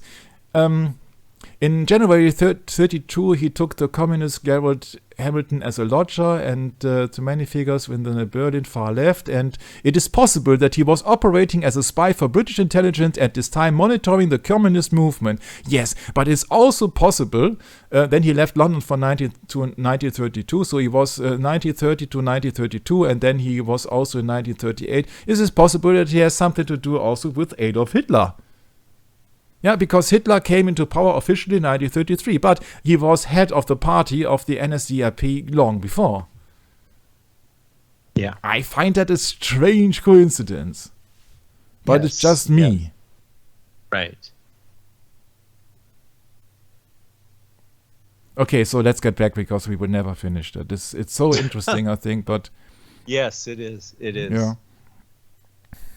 So Robert Heinlein, we know that Jack Parsons, Ron Hubbard, all these people, and Edward Hamilton, who has something to do with Superman, Batman, and other propaganda writers, meet at his house in Laurel Canyon. Yeah, a CIA guy, huh? CIA guy together with Jack Parsons from the OTO. Yeah, and Ron Hubbard, which is also OTO and Scientology. So there you got it. CIA together with Jack Parsons. CIA together with the OTO. And then in Right. the case of Crowley, you got the MI6 or naval intelligence together with military intelligence. What does he write here? Arnold Heller, 1932, German military intelligence, Scottish White Mason meets Crowley in Berlin and joins the OTO. So there you got it. You got the connection between military intelligence and Satanism or secret societies. And of course, we know that the Jesuits have planned to bring Adolf Hitler into power. So there you got your Jesuit connection already. Yeah. Yeah. Sheesh. Yeah. This is inauguration of the Pleasure Dome with Jack Parsons' widow, the Scarlet Woman. You see, if you've done so much sessions, then it's just all the same. It's just the same. OTO cover of the Beatles album, Sgt. Pepper with Crowley as the Beast. Yeah, Pepper referring to Devil's Pepper, to Rosemary's Baby, which is Polanski's Rosemary's Baby, which is Rosicrucianist, and with the Tate LaBianca murders, where Rosemary LaBianca is the female victim. Oh, come on, to create a moonchild. And you can do so much with Crowley's Moonchild and the OTO, and Crowley's been depicted here. If you just want to create a mirror image, yeah, you have kind of an OTO symbolism, yeah, with I think it was Crowley on the top. If that No way. Yeah. Really? Right. can you imagine? Man. Yeah, it's, you see, Bruce Lee is just part of an agenda. People in power do not care if you're the best in Kung Fu, you see? They do No, not care. of You're course just not. a small wheel. They're just using him. He's just Of an course. expendable actor to them. Yes. That's all he is. It's all an agenda. So the summer of love. Agape means conditional love. Unconditional love. Summer of love. Agape. Yeah, that's Greek, isn't Yes. it? Yes. Yeah, with Timothy Leary resulting in Charles Manson Moonchild. Stranger in a Strange Land. Remember of Robbie Robertson, who died recently of the band. Somewhere Down the Crazy River. It's like a stranger in a strange land with his low voice. I know that song very well. That also depicts Fallen Angel as the introduction song of Robbie Robertson, solo album with the lead voice of none other than Peter Gabriel. Whoosh, 1987.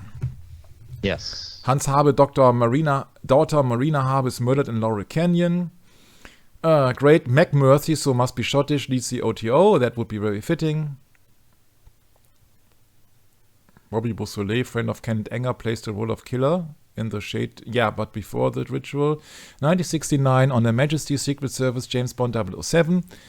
And now comes an insert here from Popcorn Master of Hong Kong.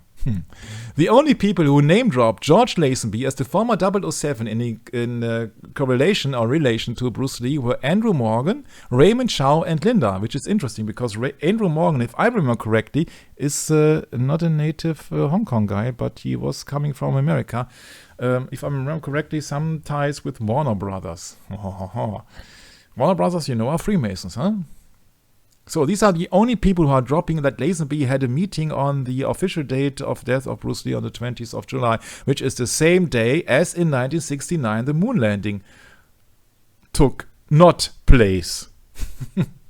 So maybe if the moon landing on the 20th of July 1969 did not take place, then also the 20th of 1973 with the official day of death Bruce Lee did not take place, did not happen. It's just a hypothesis at this part of research. None of the Chinese biopics reference Lazenby. Andre and Raymond worked for Golden Harvest, but they have given conflicting stories as to what True Bruce's final day consisted of. As a former James Bond, Lazenby was a big deal, so Bruce liked to brag when updating friends overseas of his progress and projects. For a guy who claimed to have spent time in Bruce's house during his final days, he doesn't seem to recall specific details of the home, like the electric shock pads for Bruce's muscles and how almost every door had a key. If we can get photos of Bruce with Andre in his office, then why not Lazenby in there too? If a person can let you into their home, they can let you into their office. And I imagine that George Lazenby not only plays a Secret Service agent, but maybe he was just also a low-key figure in the intelligence community, because I think that he knows much more than he's willing to share. 1969 was that year that we have talked about these Sharon Tate incidents and On Her Majesty's Secret Service with George Lazenby. That was taken here. That was playing here as the villain as Ernst Strabo-Burfeld, the head of Spectre, with a bald head, Telly Savalas looking alike Aleister Crowley. And we are talking about here in Bern, Switzerland, on that James Bond movie. It has something to do with the London College of Arms, Hillary, and a clinical energy research on Piz Gloria and the Swiss Alps. So also, and in fact, also these servants of the villain here, these female 12 agents like the 12 disciples, they are just brainwashed to distribute bacteriological warfare agents throughout the world. And then I was remembered as LSD and all the great inventions coming out of Switzerland. Well, that must be, of course, a coincidence that 007 in 1969, their location has been chosen to be Switzerland. Yeah, and that's it. Where to start? 1982, year of birth, Antichrist Moonchild William V, which is the coming king in the United Kingdom. Which you see here, the Holy Blood and the Holy Trail, and the Moonchild from Aleister Crowley with the Vesica Piscis, which is the same symbol as the OTO, and so that Moonchild is a novel by Aleister Crowley. Yes, much more coming up, I can promise you. 2012 Summer Olympic ceremonies. With one-eye pyramids and one-eye mascot, the rebirth of Diana, who was sacrificed as a dove, and all the stuff of OTO also in it with the phoenix and with the cup. It's just Olympics. That means that it's just a veneration of athletics in ancient Greece. Thomas Mann was a German propaganda writer of Hanseatic elite family, used to push the gay, transgender and pedophilia agency sodomy religion of Aleister Crowley and to make propaganda for the British Empire during the World War I and to ritual. Let's look it up. In 1924, he wrote The Magic Mountain. Characters Hans Castorp, Freemason and humanist Settembree, Jesuit Nafta based on George Lukács of the Frankfurt School and Dionysian Mr. Peppercorn. The novel contains a philosophy of time based on Albert Einstein and Henry Bergson, references to Greek mythology, Holy Grail mythology and Holy Number 7. Hans Castorp represents the fool and John of Johannes of the Book of Revelation going through the abyss of Revelation 9:11 with, of course, Satan. Mountains like Die Brocken in Germany were seen as dimensional portals and used in ritual during Walpurgisnacht, which is then the beginning of summer, and May Day, which is then a Celtic feast, witchcraft and devil worship, cult of Baal. Where is that? Holy Mountain. I'm sorry, but we can go 10 hours into this. In 1939, Mr. Thomas Mann, he emigrated to the United States with period MI6 agent Auden. Christopher Isherwood, Aldous Huxley also moved to United States. He died in 1955. Thomas Mann, he wrote The Magic Mountain, and Magic Mountain is located in Switzerland. So it is, if I remember correctly, this Mountain Veritas or Monte Veritas. His Jewish wife stayed in a sanitarium in Davos, Switzerland, later home of the World Economic Forum. Yeah, all this. What did Bruce Lee say last time about Roman Polanski's chalet in Switzerland in Gstaad? They are only rich people here. So, 007, made by Eon Productions, location in Switzerland. We have talked about that last time. In Switzerland also you find Charlie Chaplin, who has made that great dictator persiflage about Adolf Hitler in the Laurel Canyon. What a coincidence. And he's at home in Switzerland. So maybe all of these prominent directors, many of them, if they serve a certain purpose, they are in Switzerland. Because he's British original, so why should he choose Switzerland? Maybe because he was knighted, Brett? Could that be? Yeah, that could be. Could be, yeah. Mm-hmm. Yeah, very well. Okay. Yeah, I'm not making it up. Sorry, I'm only partly paying attention because I'm getting flooded with texts here all of a sudden. Yeah. So Charlie Chaplin was Sir Charlie Chaplin, yeah? So he was knighted later on, okay. So getting back to the script. I found an article of 2023 from a Swiss newspaper called Blick, which means the view. Today he's threatening with atom weapons and he provoking with rockets. But dictator Kim Jong-un, 33-year-old, was visiting the public school in Switzerland for 11 years. How can that be? One of the worst evil people of the planet, so-called planet, of North Korea, Kim Jong-un, the dictator, he was educated in Switzerland, Brett. How could that be? My. This is an article here I found and I said, okay, yeah. Why? Can you imagine why? Because people get their education there and their indoctrination there. And when he was as a young child there are certain institutes, not only a public school, guys, but it serves a certain purpose when a North Korean dictator is serving his youth in Switzerland. Come on. It's not hard to estimate that there is something to it, I think. What do you think about it, Brett? Yeah, that's right. Yeah. Simple as that. Yeah. So he was under... Also, somebody is convinced that his sister, Yo Young, visited that school in 1996 under a wrong name, Kim Jong-sun, in the open school and then to the international school, which has been visited by both older brothers. My. Yeah, can you imagine? They have all been trained in Switzerland. Switzerland is the Knight Templars land. Yeah, and the Knight Templars, Sovereign Military Order of Malta, is the company or the community or society who is just orchestrating and just manufacturing all these so-called wars outside. So don't come up with that, oh yeah, North Korea is independent or so, when his official dictator leader has been served as a youngster in Switzerland for 11 years. Come on. Do the math. He's also described, which is very interesting, as a Freemason, but that must be a coincidence then, huh? Mm-hmm. And then finally we come to this actress, yeah? The star of this entire session. Yeah, the star of the session and the Hong Kong equivalent of Sharon Tate, maybe, I do not know. She's not that prominent and she's not that busty figure, but who cares? It's Betty Ting Pei, and she has something in common. You will soon see. Her alma mater comes from American school. Okay, interesting. And you know that she's more famous for her role in being officially the mistress on Bruce Lee's death on the 20th of July than any of her acting roles. Yeah? Yeah.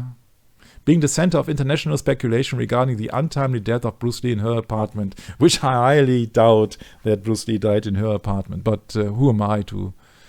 who am I? Her spouse is Charles Hyung, who is a triad, but what do I know? This is just a mere coincidence. This is just Wikipedia.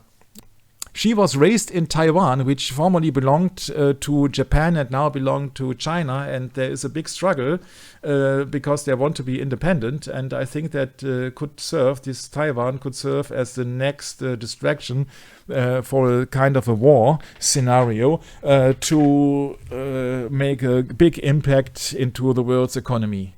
And one of the people who would really love to see that happening would be the World Economy Forum in Davos in Switzerland by Klaus Schwab, of course, which is nothing more than a puppet to the Jesuits and their Pope. Come on, she's not a usual regular actress. It's like Sharon Tate, whose father was an army officer. Now look at this. Ting was born as Tang Mai Lei in Taiwan. She comes from a medical family of 3 generations, which means that she absolutely knows that one pill of Equagesic cannot cause any brain edema. 3 generations of doctors. Her ancestral home is Beijing. Ting's uncle was Zhang Zuilang until her maternal grandfather was the chief police officer of the Beijing Police Bureau during the warlord era. Do you need any more information that she is intelligence? Huh? It's just Wikipedia here, but I see a similar construction like in the case of Sharon Tate. She started, of course, her acting career at the age of 16. In Chinese films, she was spotted by Shaw Brothers director Peter Panday. She had a Purple Shell, interesting Purple, where she acted as a dance hostess. She was just wiggling around, I think. She's better known for her mistress roles in many steamy bedroom scenes. She was a regular of director where she performed in musicals. She became then in 1973, oh what a coincidence, a freelance actress and continued to make films both in Taiwan and Hong Kong. She retired and then, look at this. Uh-huh. Tete. Oh, in 1972, just after 6 months in Switzerland, Ting first met Bruce Lee at the original Hyatt Regency Hong Kong while he was with his wife, Linda, and Raymond Chow, the owner of Golden Harvest. Yeah, officially Raymond introduced her to Bruce. Yes. And that's what always was my suspicion, that she was like a spy of Raymond, and we know that Raymond was CIA. So that's that's right. How the cookie crumbles. They became friends and would later go on dates. On the 20th of July, she received media attention, and we know the story all over again. She gave him a single tablet of Equagesic, a strong drug, and he went to sleep, and then he had a brain edema. Sure, she comes from a family of 3 generations in the medical business. Come on. I don't believe anything about the official story.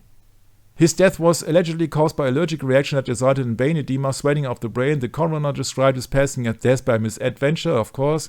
Having lost her friend and while being blamed and also receiving death threats by his fans for his death, Ting had schizophrenia. Yeah, maybe she had that before. Maybe she was trained to have schizophrenia, huh? In Switzerland, maybe. In 1976, Ting married Charles Jung and they had a daughter. Yeah, so that's it. And afterwards, she would devote her time to Buddhist practices and help the local Buddhist community in Hong Kong. That is what Wikipedia tells you. What Wikipedia does not tell you is that Charles Jung comes from one of the most important families of triads, and that it is officially rumored in China, Hong Kong, Japan, that triads do not kill Buddhist nuns. But what do I know? You can't believe her because she's an actress and she had been trained in Switzerland. Oh, no, wait. They tell you something else. Betty Ting Pei and the cause of Bruce Lee's death. Oh, yeah, now hang on. You got a great time of comedy. Would you mind I ask you a question that people may be curious about? He was been the host of a popular Chinese television talk show, went to Hong Kong to have an exclusive interview with Betty Ting Pei. She revealed the truth of Bruce Lee's death in the interview. And please just have some A sack of rice has been pushed over in China. Yeah. Did Bruce Lee use drugs? Did he use electric muscle stimulation? What was his special soup to help to exercise? As the closest confidant of Bruce Lee, Betty will explain in detail. Yeah, would she lie to you? Would she lie to you? Come on. She was been married to a triad. Would she lie to you? Yeah, of course she would. Of course she would, yeah. Wait, look at the way she's dressed. I mean, Yeah. that should say it all, right? Yeah. Dressed in black, Yeah. black eyeliner, the whole works. Yeah, she's gothic, yeah. Yeah. Would you mind, I asked you a question that people may be curious about. Many fans would ask, was Nora Miao his girlfriend at the time? And Betty Ting Pei said, no, she was his brother's girlfriend. His brother, Robert Lee. She was Robert's real girlfriend, not Bruce. Do you know his brother? Yeah. Interviewer said, I know he had a younger brother, but I didn't know his name. Oh, yeah, she's prepared extremely well for that interview.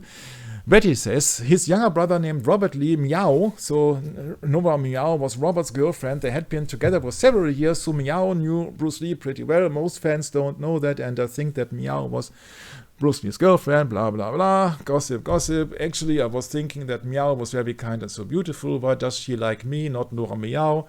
Nora scarcely used makeup and she looked pretty. I don't understand why he chose me. I'm thinking about that. Then my daughter said, I think you are better. Why should he like Nora Miao? But I'm still confused about this. It's so unimportant. Yeah, her affair with Lee. I think that is much exaggerated here.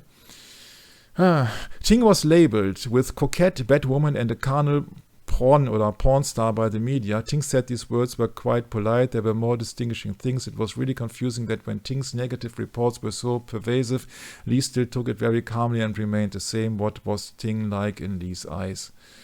That's not so interesting. Just because Ting was different from most Asian women. Yeah, because she was Taiwanese. And she was educated in American school. And I think what happened in Switzerland was that she was learning some cultural aspects, some history and all the stuff. Maybe that would help her in her later life, whatever task it was that she should perform. In other words, what I suggest is that she went on to become a spy to have direct access to Bruce Lee and his ideas.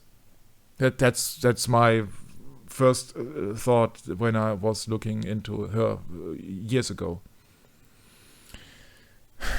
Bruce Lee, he thought I was pretty good, well educated. Yeah, she went to Switzerland and to American schools, and with a high class. I was good in his mind. There were many people who said bad things about me in front of him. He didn't care. They asked him not to contact me because I seemed quite like a fly girl. That means a bad girl. Yeah, I had a kind of Western style. Yeah, sure. She went on to go at least to Switzerland. At least that's submitted. So, narrator. Just because Ting was different from most Asian women who were bashful and gentle at the time, her Western style deeply attracted the attention of Lee, who was born in America. Ting may not have stunning looks while compared with other actresses, but she came from an honorable family with much influence and held outstanding temperament. Only a few people know that this wild girl's uncle is Chan Xe-liang, and her grandfather was the police chief of Beijing during the warlord era. The first car that appeared in China belonged to Ting's family. Are you surprised? During the interview, Ting showed precious photos with family memories to the public for the first time. Let's have a look for or enter Chan Xe-liang. Once again, uncle. Look at his decorations there. What was he? He died in Honolulu. And he was, what was he? Order of Rank of Merit, Order of Van Yu, Order of the Sacred Treasure, Order of Blue Sky and White Sun, military service, the rank of a general of the army. Ta-ta, ta-ta, ta-ta. So she has absolutely everything to do with the intelligence. It's her uncle. Come on. Christopher Lee's uncle was also an ambassador. It's always an uncle here and an aunt there. This Chan Xe-liang, which is the uncle of Betty Ting Pei, we have to just make one connection and then you see my point. he met with Zhao Enlai to plan the end of the Chinese Civil War. KMT leader Generalissimo Chiang Kai-shek at the time took a passive position against Japan, etc.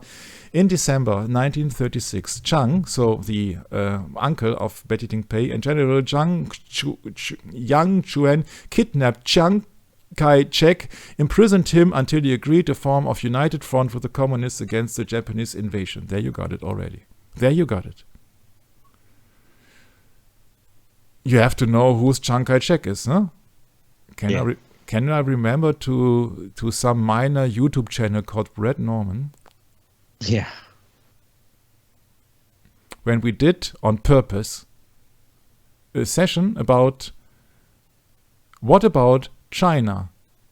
And then we spoke about Chiang Kai-shek, who was a political puppet of the Jesuits, trained to rule the Republic of China and to play a role in the heroin trade. And the uncle of Betty Ting Pei, Mr. Chiang, kidnapped Chiang Kai-shek, imprisoned him until he agreed to form a united front with the communists. And then you absolutely know what kind of connections there are, I think. It's the Jesuits. Nobody arrests somebody who was a political puppet of the Jesuits and goes along with that and having the rank of the general. Come on. And when her family it is correct that her family has the first car in China. Come on. How close ties to the royals must there be? So that's all I have to say, because you see that I don't think that it makes sense to go any further in that. I don't think so. It's just a waste of time, because you know that Sharon Tate is no ordinary girl. Yeah, because I know why. She has look at her breasts. Mike is supposed to be a Christian. Why does he say that? Look at her breast. Yeah, you see that Sharon Tate, Vietnam star. Then you see that wet T-shirt, where else? That wet T-shirt of Sharon Tate somewhere. Then you see it is just an agenda, because they say that it's just a Vietnam star. Nobody looks to the Vietnam star, but she is. You know, her purpose in the Sharon Tate ritual is to eliminate or to downplay or what else the role of the opposition against the Vietnam War, which was a religious war. So she's an army asset, and she's posing with the Vietnam star. I don't go into this all the stuff. So Betty Ting Pei's uncle is in relation to Chiang Kai-shek, which was a political puppet of the Jesuits.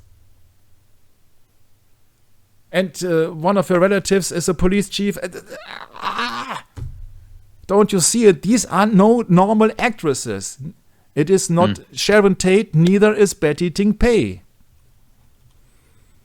Yeah, so that's my point. That's correct. That's my point. Yeah, they're involved. When they have family involvement in the hierarchy. When she's so wealthy, when she comes from that family, why does she play in these pornographic movies? Come on, why? Why does she go to Switzerland 6 months? Why? To learn how to perform in Chinese porn movies or what? Come on. Yeah, they are all having distractions about Lee's special diet and all the stuff, yeah? So, Ting grew up in an affluent and privileged environment. Sure, if you got the first car in China, as early as the 1960s, she had a sports car to drive to the set. At that time, wealthy Ting had no dream nor taking acting as a career, but as a hobby. She was wealthy. Just before knowing Lee, Ting was going to be married in Switzerland, and you have to believe it. However, she was unable to adapt to the local life and decided to return to Hong Kong. And you have to believe that too. Yeah, that's right, Michael.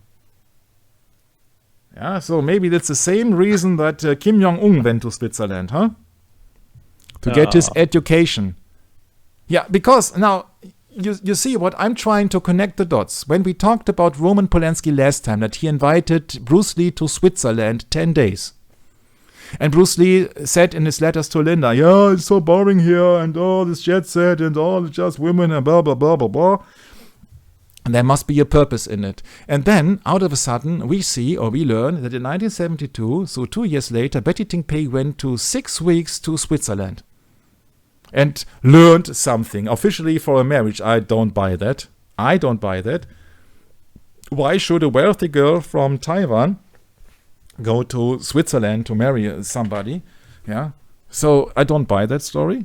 Absolutely. She was most likely going to Switzerland to be educated because somebody says that Betty Ting Pei was looking alike, very Japanese, like the first Japanese girlfriend that Bruce Lee had, called Amy Sanbo. And in Amy Sanbo's eyes, Bruce Lee was not educated enough and was too macho and all the stuff. We talked about that before. So you have the connections to Switzerland. Bruce Lee went to Switzerland 1970 to Roman Polanski. We know that Roman Polanski is affiliated to the Army, CIA, and all the stuff. So, and now Betty Ting Pei, who is affiliated to Chiang Kai-shek and to Taiwanese police and all the stuff, her family had the first car, and she went 2 years later, she went to Switzerland. And after that, she was getting to know Bruce Lee with the introduction of Raymond Shaw, who was CIA. That is my conclusion. I think that they have they have prepped her. I'm not speaking that she was brainwashed in Monte Verita or what else, but she was prepped to be a very interesting conversation girl, a very interesting conversation girl, not necessarily a fling or what else, but maybe somebody where Bruce Lee could tell her of the future and developments and all the stuff. So maybe they have filled her with philosophy and Chinese history and what else. I don't buy that she was going to Switzerland to marry. I don't buy that. Because the name of her husband has nowhere been mentioned. Nowhere. But just go on. Just before knowing Lee, that is very important, Ting was going to be married in Switzerland. However, she was unable to adapt to the local life and decided to return to Hong Kong. It was this decision that pushed her to the most special man in her life, Bruce Lee. Yeah, that was this decision, but the question is... And Michael, as you say so often, and you have to believe it. Yeah, it was this decision that pushed her to the most special man in her life, Bruce Lee. But the question is, was it her decision or someone else's decision? Yeah, correct. Yeah. It doesn't say it was her decision, did it? Yeah. Though Ting and Lee were together for only 1 year, this short and eternal time left a deep mark in Ting's life and thoroughly changed her life. My verdict, guinea pig. Yeah, as the only witness, how will Ting respond to the sudden death of Lee? Yeah, if she was the only witness, if you ever believe it, because the medical guy, Pak Tang Sung or so, said there were 3 males in the apartment, so she wasn't alone. There are so many holes. What was the real reason that caused the sudden death of Strong Lee at the age of 33? Oh, it could be that there is some involvement of Freemasonry, I think, huh? Yeah. Yeah, because he died at the age of 32. So why mentioning 33? Right. Yeah, correct. I'm still awake. Even past midnight. Huh? I know, you certainly are, Michael. Did he take the extreme way to train his muscles perfect? Lee's friend uncovered Lee's special diet as the only witness. How will Ting respond to the sudden death of Lee? What do you think is the real reason? You must be thinking it over and over again for years, and for instance, he was in poor health. What did he eat on that day, or fell he into a sudden disease? What is your answer? And she says, for these questions, I think, as far as I'm concerned now, it was quite a natural thing. It just happened. And this is, of course, neither Betty Ting Pei or maybe it is Betty Ting Pei from that cheap shot movie, but it's, of course, it is not Bruce Lee. It was a natural thing. It just his death by misadventure. What else shall she say? You mean he naturally passed away? And she said, of course it naturally happened. There can't be other reasons, can it? It does not look like a natural answer. I'm sorry, Betty Ting Pei, but that looks like a rehearsal here. Interviewer says, I don't think that it's possible that a young man would suddenly die. Betty Ting Pei says he must have a heart problem. Heart stopped. I think he grew up in poor health because he got the nickname Siphon. That name was picked for his poor health. If he was in poor health and he exhausted himself by using electricity or something else, he would naturally arouse heart problems. Yeah, remember, she comes from a family of 3 generations of doctors, medical stuff. She knows about the things. But you see, this is not an answer of somebody who has a family of 3 generations of doctors. Because Bruce Lee didn't use electricity on that day, or did he? Maybe they have electrocuted him, but I don't know. But you see that this is just a BS answer. So I think, Michael, could it be that the real reason for going to Switzerland is to receive some kind of training so that she could play the part of a Jesuitess? Yes, as a part of a spy, because they have got to know Bruce Lee for 10 days extensively on his stay in Switzerland. Through the help of Roman Polanski, who was part of the setup of the Manson family ritual, 9/11 ritual. So when he's part of the ritual, and he most likely introduced Bruce Lee to certain people, and we will never find out the names. But we know that much intelligence has been gathered around in Switzerland. And I think about a high German politician in 1987 who had been found in a bath tube with fully clothed, with an expert way of dying. That was in Switzerland, because Switzerland is a country full of agents. Yeah, so that. To make a long story short, you see that if we really summon all the things that we have learned in the past 31 sessions, that we really see that everything happened in Switzerland. Switzerland, there are agents with an expert way of killing. In Switzerland, Roman Polanski is in his chalet. In Switzerland, Betty Ting Pei was 6 months, and shortly after that, she was introduced to Bruce Lee by CIA Raymond Chow.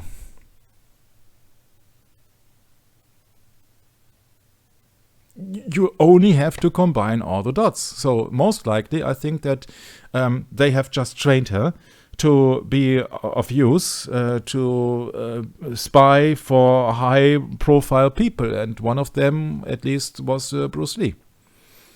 And maybe somebody said that, oh yeah, she looks like Amy Sambo, so let's look it up to spy on Bruce Lee, that if he really was going to be a Mandarin superstar, then we have a spy. So it's like in the case of Jacqueline Kennedy, although they have not been married, Bruce Lee, it was like in the case of Jacqueline Kennedy, he had a spy in his close circle without even knowing it. Yeah, you see, all the other people like Fan Mei Shang and Michael Chan Wei Man, it was known that they were affiliated with triads, but nobody would have expected that cheap shot Betty Ting Pei, coming from a noble Chinese family, to be educated in Switzerland, I think. Maybe. I do not know. Maybe Roman Polanski also knew Betty Ting Pei. I can't answer the questions because the internet is my only source at the moment. But I can combine the dots, and I found that more than just a coincidence that everything is happening here in Switzerland. No. Yeah. During his childhood, he was often called, especially in a family, Siphon, Little Phoenix, a feminine-sounding name that can actually be both feminine and masculine. The reason was that the first son of Bruce's parents has died as a child. They believed that the gods could now possibly take a son away from them as well. Therefore, he was given a girl's name to trick the gods. But that has nothing to do, as Betty Ting Pei explained to us, with his poor health. It has to do with the superstition of his mother. Yeah, but Betty Ting Pei explains it incorrectly. She said the name was picked for his poor health. Yeah, which is incorrect. Once again, she's coming from of 3 generations of doctors, medical stuff, whatever that is. She is affiliated to the police, and her uncle is related to Chiang Kai-shek and to the Jesuits. So come on, it's not that hard to have a most likely assumption on it. Yeah, and I'm not I'm not deep into any secret societies. I'm just looking up the internet. Yeah, I was never into one society. Yeah, I've never initiated into any cult or what else. Yeah, I can only tell you what I see, and then to use my God-given common sense. And this is officially the image of Charles Young and Betty Ting Pei, 1976. And if that is correct, but because it's strange that it is black and white once again. Yeah, but whatever or whoever it was that she wanted to marry in Switzerland. Yeah. Nobody knows. Narrator says, Ting saying was approved by Lee's other friends. Lee did use extreme ways to practice martial arts. Yeah. Of course, they're going on the route to heart problems and weak disease and weak health and all this stuff. And Bruce Friends then is coming up to save Betty and says sometimes he would use electric current. He was really mad, giving himself electric shocks voluntarily. He was fighting with electricity. Of course, we couldn't do it. Training by high voltage electric muscle oscillator made in Japan needs to be connected electric wire to the body, and rapidly vibrating muscles for 10 minutes is equal to 10 hours of training, with totally bullshit. After Lee's death, this machine was forbidden to sell in Japan. Yeah, sure, you have to believe it. Yeah, it's strange that these machines are everywhere in health and in medical facilities and in hospitals, huh? my. Electronic muscle stimulator. Yeah, where do you want to start? For weight loss, for this, for that? Yeah. Come on. Yeah. Abdominal muscle stimulator trainer, EMS, electric muscle stimulation. Yeah, nowadays it's just BS. This article is BS, but it reveals the lies of Betty Ting Pei. As reported in the investigation in Japan, without mentioning the investigation, this training method destroys the harmony of humans' nervous system and physiological system. What else? Ting said Lee even exteriorized his sweat glands. It was Ting, yeah, who accompanied Lee to take the surgery in Hong Kong, except that in order to maintain his good shape, Lee made a special drink. Yeah. Raw beef, added milk, 7 eggs, and then they gulped that thing down. We were terrified. He was amazing. Come on, but it's not the cause of his death. Huh? Then Linda Lee is coming up to save Betty Ting's. He had a program for every day. He ran, he jumped, he would develop his body, and it has nothing to do with his death. Yeah. You see, that is mixing everything around. You don't get any precious information. The only information which is precious is that you know that Betty Ting Pei is not telling the truth. Superhuman strength, yeah, blah, blah, blah, blah, blah, yeah. And Dr. Peter Wu. And Dr. Wu is also mentioned in some James Bond movies, but what do I know? Yeah, I'm trying to put things together to you that you really see that if you are doing research long time, it takes so much time to go into this, and in the end of the long run, you see all the pieces of a puzzle coming closer and closer and closer together, that at least you have a logical hypothesis. And not that somebody has just been dying from one tablet of aspirin, not mentioning that Betty Ting Pei was not alone, not mentioning that she was coming from generations of doctors, not mentioning that she later on married a triad, not mentioning that she went to Switzerland, not mentioning that the police chief, not mentioning. It is always the things that they don't mention which are important. And if you add up all the things which haven't been mentioned on Wikipedia and everywhere else, yeah, you come, I think, to a totally different conclusion, and at least to the one, to sum it up, that the Bible is correct, that all the word is just following the whore, the trail of money, and are serving the mammon, and they lie whatever it takes to have just a short advantage in this short life. Yeah, isn't that it, Michael? I mean, Yeah. that sums it up. Yeah, we have 30 pages left, so but you see that it's the conclusion you have to come across, and we go into the extreme next time. I can promise you that you will be tossed around between everything, and then we have one smaller part in the end to sum everything up, and then it's just your choice what you like to believe, the mass media, or would you like to believe somebody like us who were doing extensive research for years on that subject alone. So Jim Kelly said he was often challenged. Sometimes while walking on the street, he would turn around and look behind. I knew he often went on the street with a pistol. The narrator said it was physical exhaustion. His body gave alarm. That's why he was been diagnosed in the United States and had a body like an 18-year-old, a few weeks ago. Come on, you see that it's always indoctrination here. He started having hard headaches frequently. Yeah, the question is why. He had fainted once, but nobody told me. His wife knew it. Sure she know. Raymond Chow knew it. Raymond Chow said Betty Ting Pei to Bruce Lee. So Raymond Chow knew it, and Betty Ting Pei, I think, knew it also. Nobody told me. Yeah, sure. He was rushed to the hospital, yeah, because there were too many witnesses. I think then they got him to the nearby hospital, and the next time there were no witnesses, whatever they have done to him, and he could not survive. Yeah, that's it. In a nutshell, you see.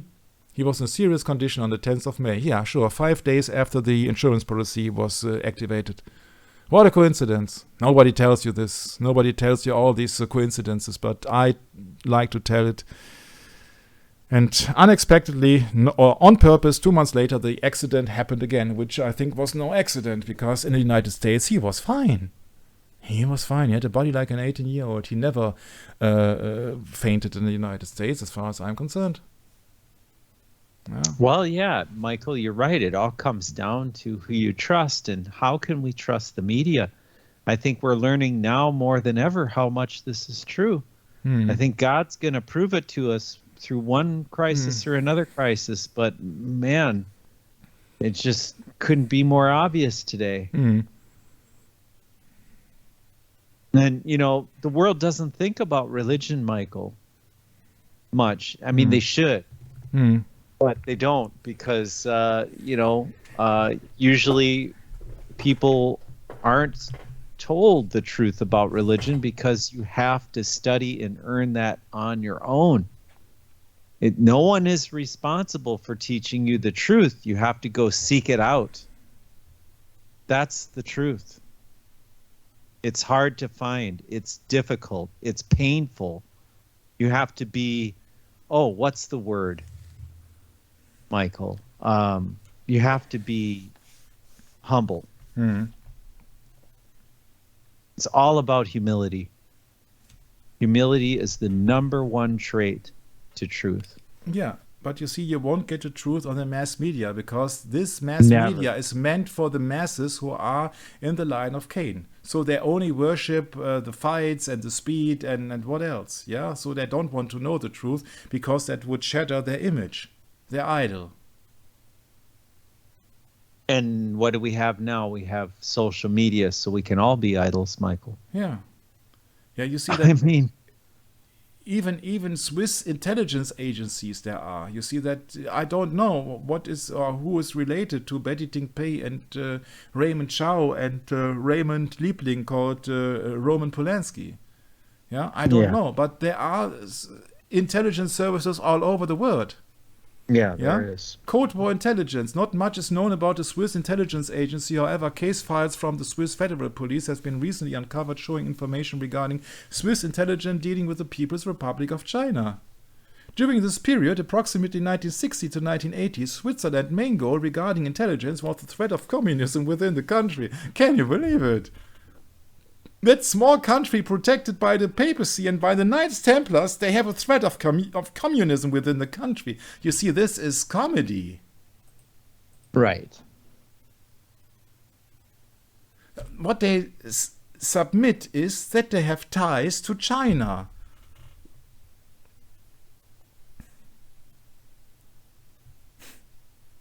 Yeah, right. Of Yeah. course. We have ties to Chinese, Korean, and Vietnamese, and all the stuff. You see that I have looked it up, and it's just overwhelming of information.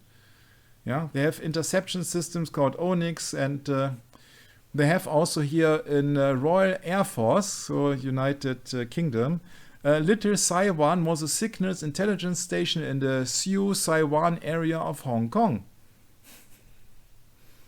It's everywhere. You see, Hong Kong has been ruled by the United Kingdom, but every country is being ruled by the papacy and overseas by the papacy, even through the United Nations. So even in Hong Kong, there are stations of intelligence of England, so of United Kingdom, and you don't know what else. Yeah, that's right. Yeah, the site was decommissioned and operation consolidated in 1982. You see, where do you want to start? You can't prove it because from now on it's just secret service. So you can't unravel that secret. But you can guess that when it comes down to a death of an American citizen in a United Kingdom ruled Hong Kong, yeah, that this requires the involvement of certain secret services. Because that is, you see, the fight about Hong Kong as a fragrant harbor was always a fight about money and power and influence, of course. And when it was taken over by the English guys, by the United Kingdom, then it's about the opium trade and drug and trade in general. So it is no wonder that United States regarded the Royal Air Force Little Saiwan in Hong Kong as the most valuable of these monitoring stations. Yeah. Little Hong Kong. Oh, Little Hong Kong. Little Hong Kong. The most valuable of these because it's much money. Drug trade, Golden Triangle, etc. Opium, heroin, cocaine. What else? What else? Yeah? JCHQ. Almost nobody talks about JCHQ. Government Code and Cipher School. Come on, this is... Wow. Government Like, Communication Headquarters, Intelligence and Security Organization providing signals, intelligence, information government, armed forces of the United Kingdom. Yeah? Come on, this is just not a Boy Scout agency here. no.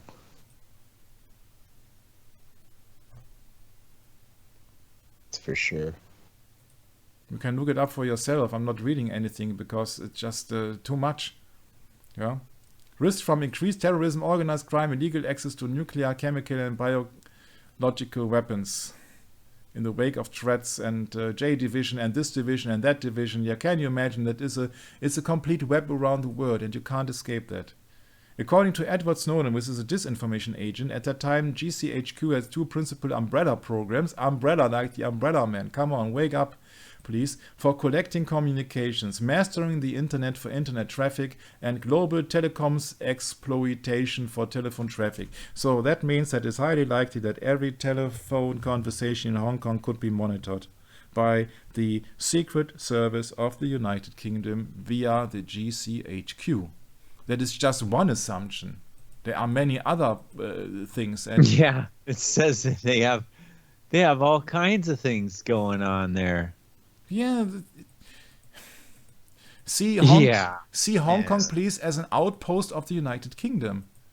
And when you know that the United Kingdom is not being run by the Premier Minister, that's just another actor.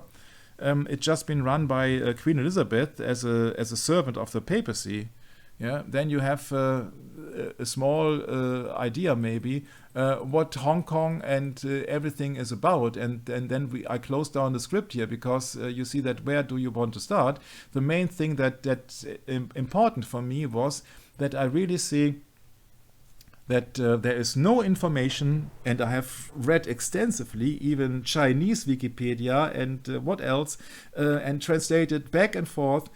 there is no information of the name of her husband. There is no information why everything has been failed. Oh, There is so well, little information. China's like the very, very tip top of suppression of digital information these days, isn't it? Sure, but I have looked up in 7 different languages, I think. Yeah. Wow. And so that if you go into Betty Ting Pei, it's very strange that you have so less information about her, although she serves a major role into this fabricated story. 7 languages, and I think that Italian was very interesting, or what else? I have to retranslate it into German. Sure. They say that in 1971 she met Bruce Lee, but the only important thing is that she met Bruce Lee after he did a collaboration with Raymond Chow. And Raymond Chow did that Taiwanese, this radio station in Taiwan, and Betty Ting Pei is also from Taiwan. And there are so many pieces of the puzzle who are coming together now. I'm sorry. Yeah, it's true. It's a lot of the lot Italian of Wikipedia tells you that she is dependent on drug abuse and alcohol and gambling, and what nobody knows a thing. But it's not been talked about what she did in Switzerland. And sure, she just lived in Switzerland with somebody, and then she realized after 6 months, it's cold here. Really? Yeah. And then you see, when you then see that the James Bond character George Lazenby, who's never mentioned by Bruce Lee, also starred in the James Bond Secret Service movie in Switzerland. Come on. You see, there are so many things or hints into Switzerland. Yeah, maybe you got a picture of Mr. Lazenby and his villain, Telly Savalas, which is a kind of lookalike to Aleister Crowley. Come on. Yeah.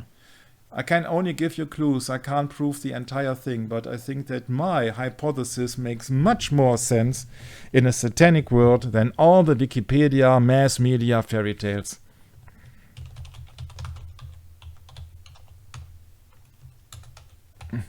Just for the heck of it. Look, he was in Switzerland too. Sure. 1898, so close to the date when Bayer has announced heroin as a cure, where he met the chemist Julian L. Baker, and the two began discussing their common interest in alchemy. Oh, gee. The Golden Dawn, Switzerland. Yeah. Yeah. Back in London, Baker introduced Crowley to George Cecil. Oh, Cecil family. Oh, yeah. Bing, bing, bing, bing, alarm bell. Baker's brothers-in-law. Oh, what a coincidence. And fellow member of the occult society known as the Hermetic Order of the Golden Dawn, which had been founded in 1888. And has nothing to do with Rosicrucians like Rosemary's Baby and Sharon Tate, the Rose of the Valley, huh? See, right. Crowley was initiated at the Outer Order of the Golden Dawn on the 18th of November 1898 by the group's leader Samuel Liller MacGregor, Scottish Mathers. I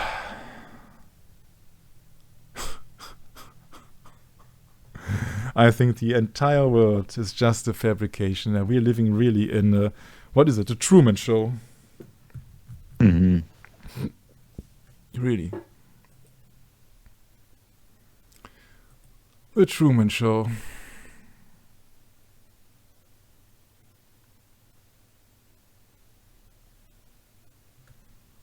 Yeah. And I found that very interesting that in the case of Warshel, there was an involvement, allegedly, of the Israeli Mossad. The other side of deception, yes. Yeah, Viktor Ostrowski. Yeah, of an expert way of killing in Switzerland, in Geneva, in the Hotel Beau Rivage in Geneva. Warshel. Bath Tube. of course, black and white, that you don't see all these hematomes, all these injuries. A black and white picture in 1987. Come on. Come on. Come on.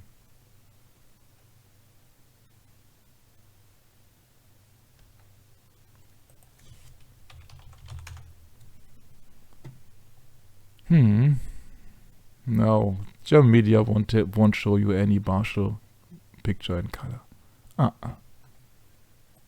They just stick with the mass media, the case of Barschel.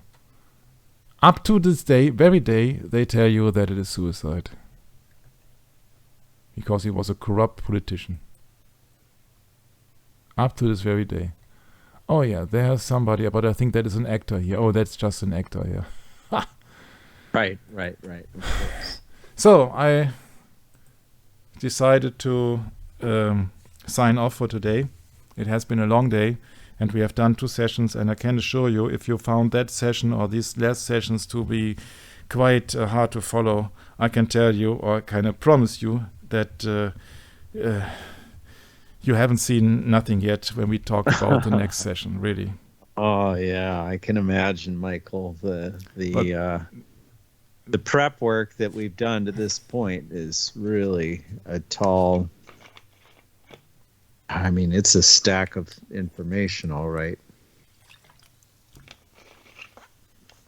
In the future, we will have more Bible-related content and more positive-related content, but I would like to stick to it and then just to finalize it, because I don't think that somebody has taken that amount of time to go into this story and to connect the dots as far as it's been possible just on the internet research to make really a picture that most people do not dare, because they just don't question the authorities.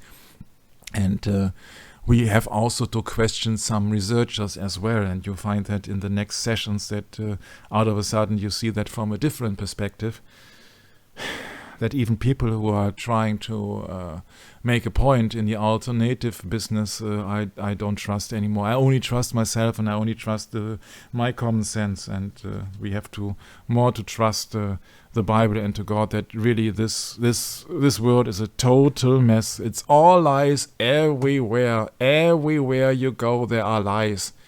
Yeah, they are all bearing false witness against their neighbors. We were talking about directors, we were talking about secret services, we were talking about secret societies, we were talking about actors, actresses, starlets, what else? These are all liars. They're all doing things in secret. So please then shut it off, Brett. Yeah, that's right, Michael. So in Matthew 24, verse 4, it says, "And Jesus answered and said unto them, Take heed that no man deceive you. Take heed that no man deceive you." And that's been our motto here for years. And it's not an easy thing these days, because everywhere you go, you're bombarded with deception, because this world relies on humanism, not mankind. It goes against the Bible in every possible way. So what are you left with? Well, you're left in the dust to study it on your own. I think that's what Michael's found. I think that's what I've found. And we are encouraging you, dear brothers and sisters, to do the same thing. Because at the end, we're all Bereans. We're just watchers on the current world system. And we can see this government we live in starting to morph into a real tyrannical beast. No joke. It's not a funny Which thing. has been prophesied by the book Yes. of Revelation. There we go. I mean, this is Bible prophecy being fulfilled right before our very eyes. And we are blessed enough to be living now and being able to see it. We're not trying to predict the future here. We're just looking at what's going on in the world, and we're trying to make sense out of it. It's all we're doing. It's nothing incredible, really. It's just, it's tough because it's a lot of information. And Matthew 24 speaks very, very specifically about it. You can read all about it, study it yourself. And there's many other scriptures as well, but I think it's very important to know that indeed the prophecies will be fulfilled. They might not be filled at the moment, but they will be. And that's God's timing, not ours. So what's it say in the Bible? It says that we should always put the Lord before, especially on the Sabbath, that we should honor the word, honor the doctrine in the Bible, become a Berean, study it, know it, so no one can deceive you. That's the point. Because that's really what it's all about. Everyone's trying to fill your brain with a lie, one way or another, through doctrine, philosophy, vanity. I mean, what else is a movie than vanity? It's right in your face. I mean, yeah, we get what we deserve, I guess, when we enter into a theater, don't we? Whether it be a movie theater or if it be a war theater. Jesuit theater. Oh, you got Jesuit theater. Oh, yeah. Well, that's a whole different level, Michael. That's the world at large. You're born into Jesuit theater, whether you know it or not. That's the tough part. Very painful to come to that recognition. Very painful, long process. Not something comes easy. You can't get this information overnight. It just doesn't work that way. You just build it up little piece by little piece, as the Bible says. Line upon line. It's just a little bit by little bit. And I think, God willing, we'll catch up with you next time, and we'll see you then. Bye-bye.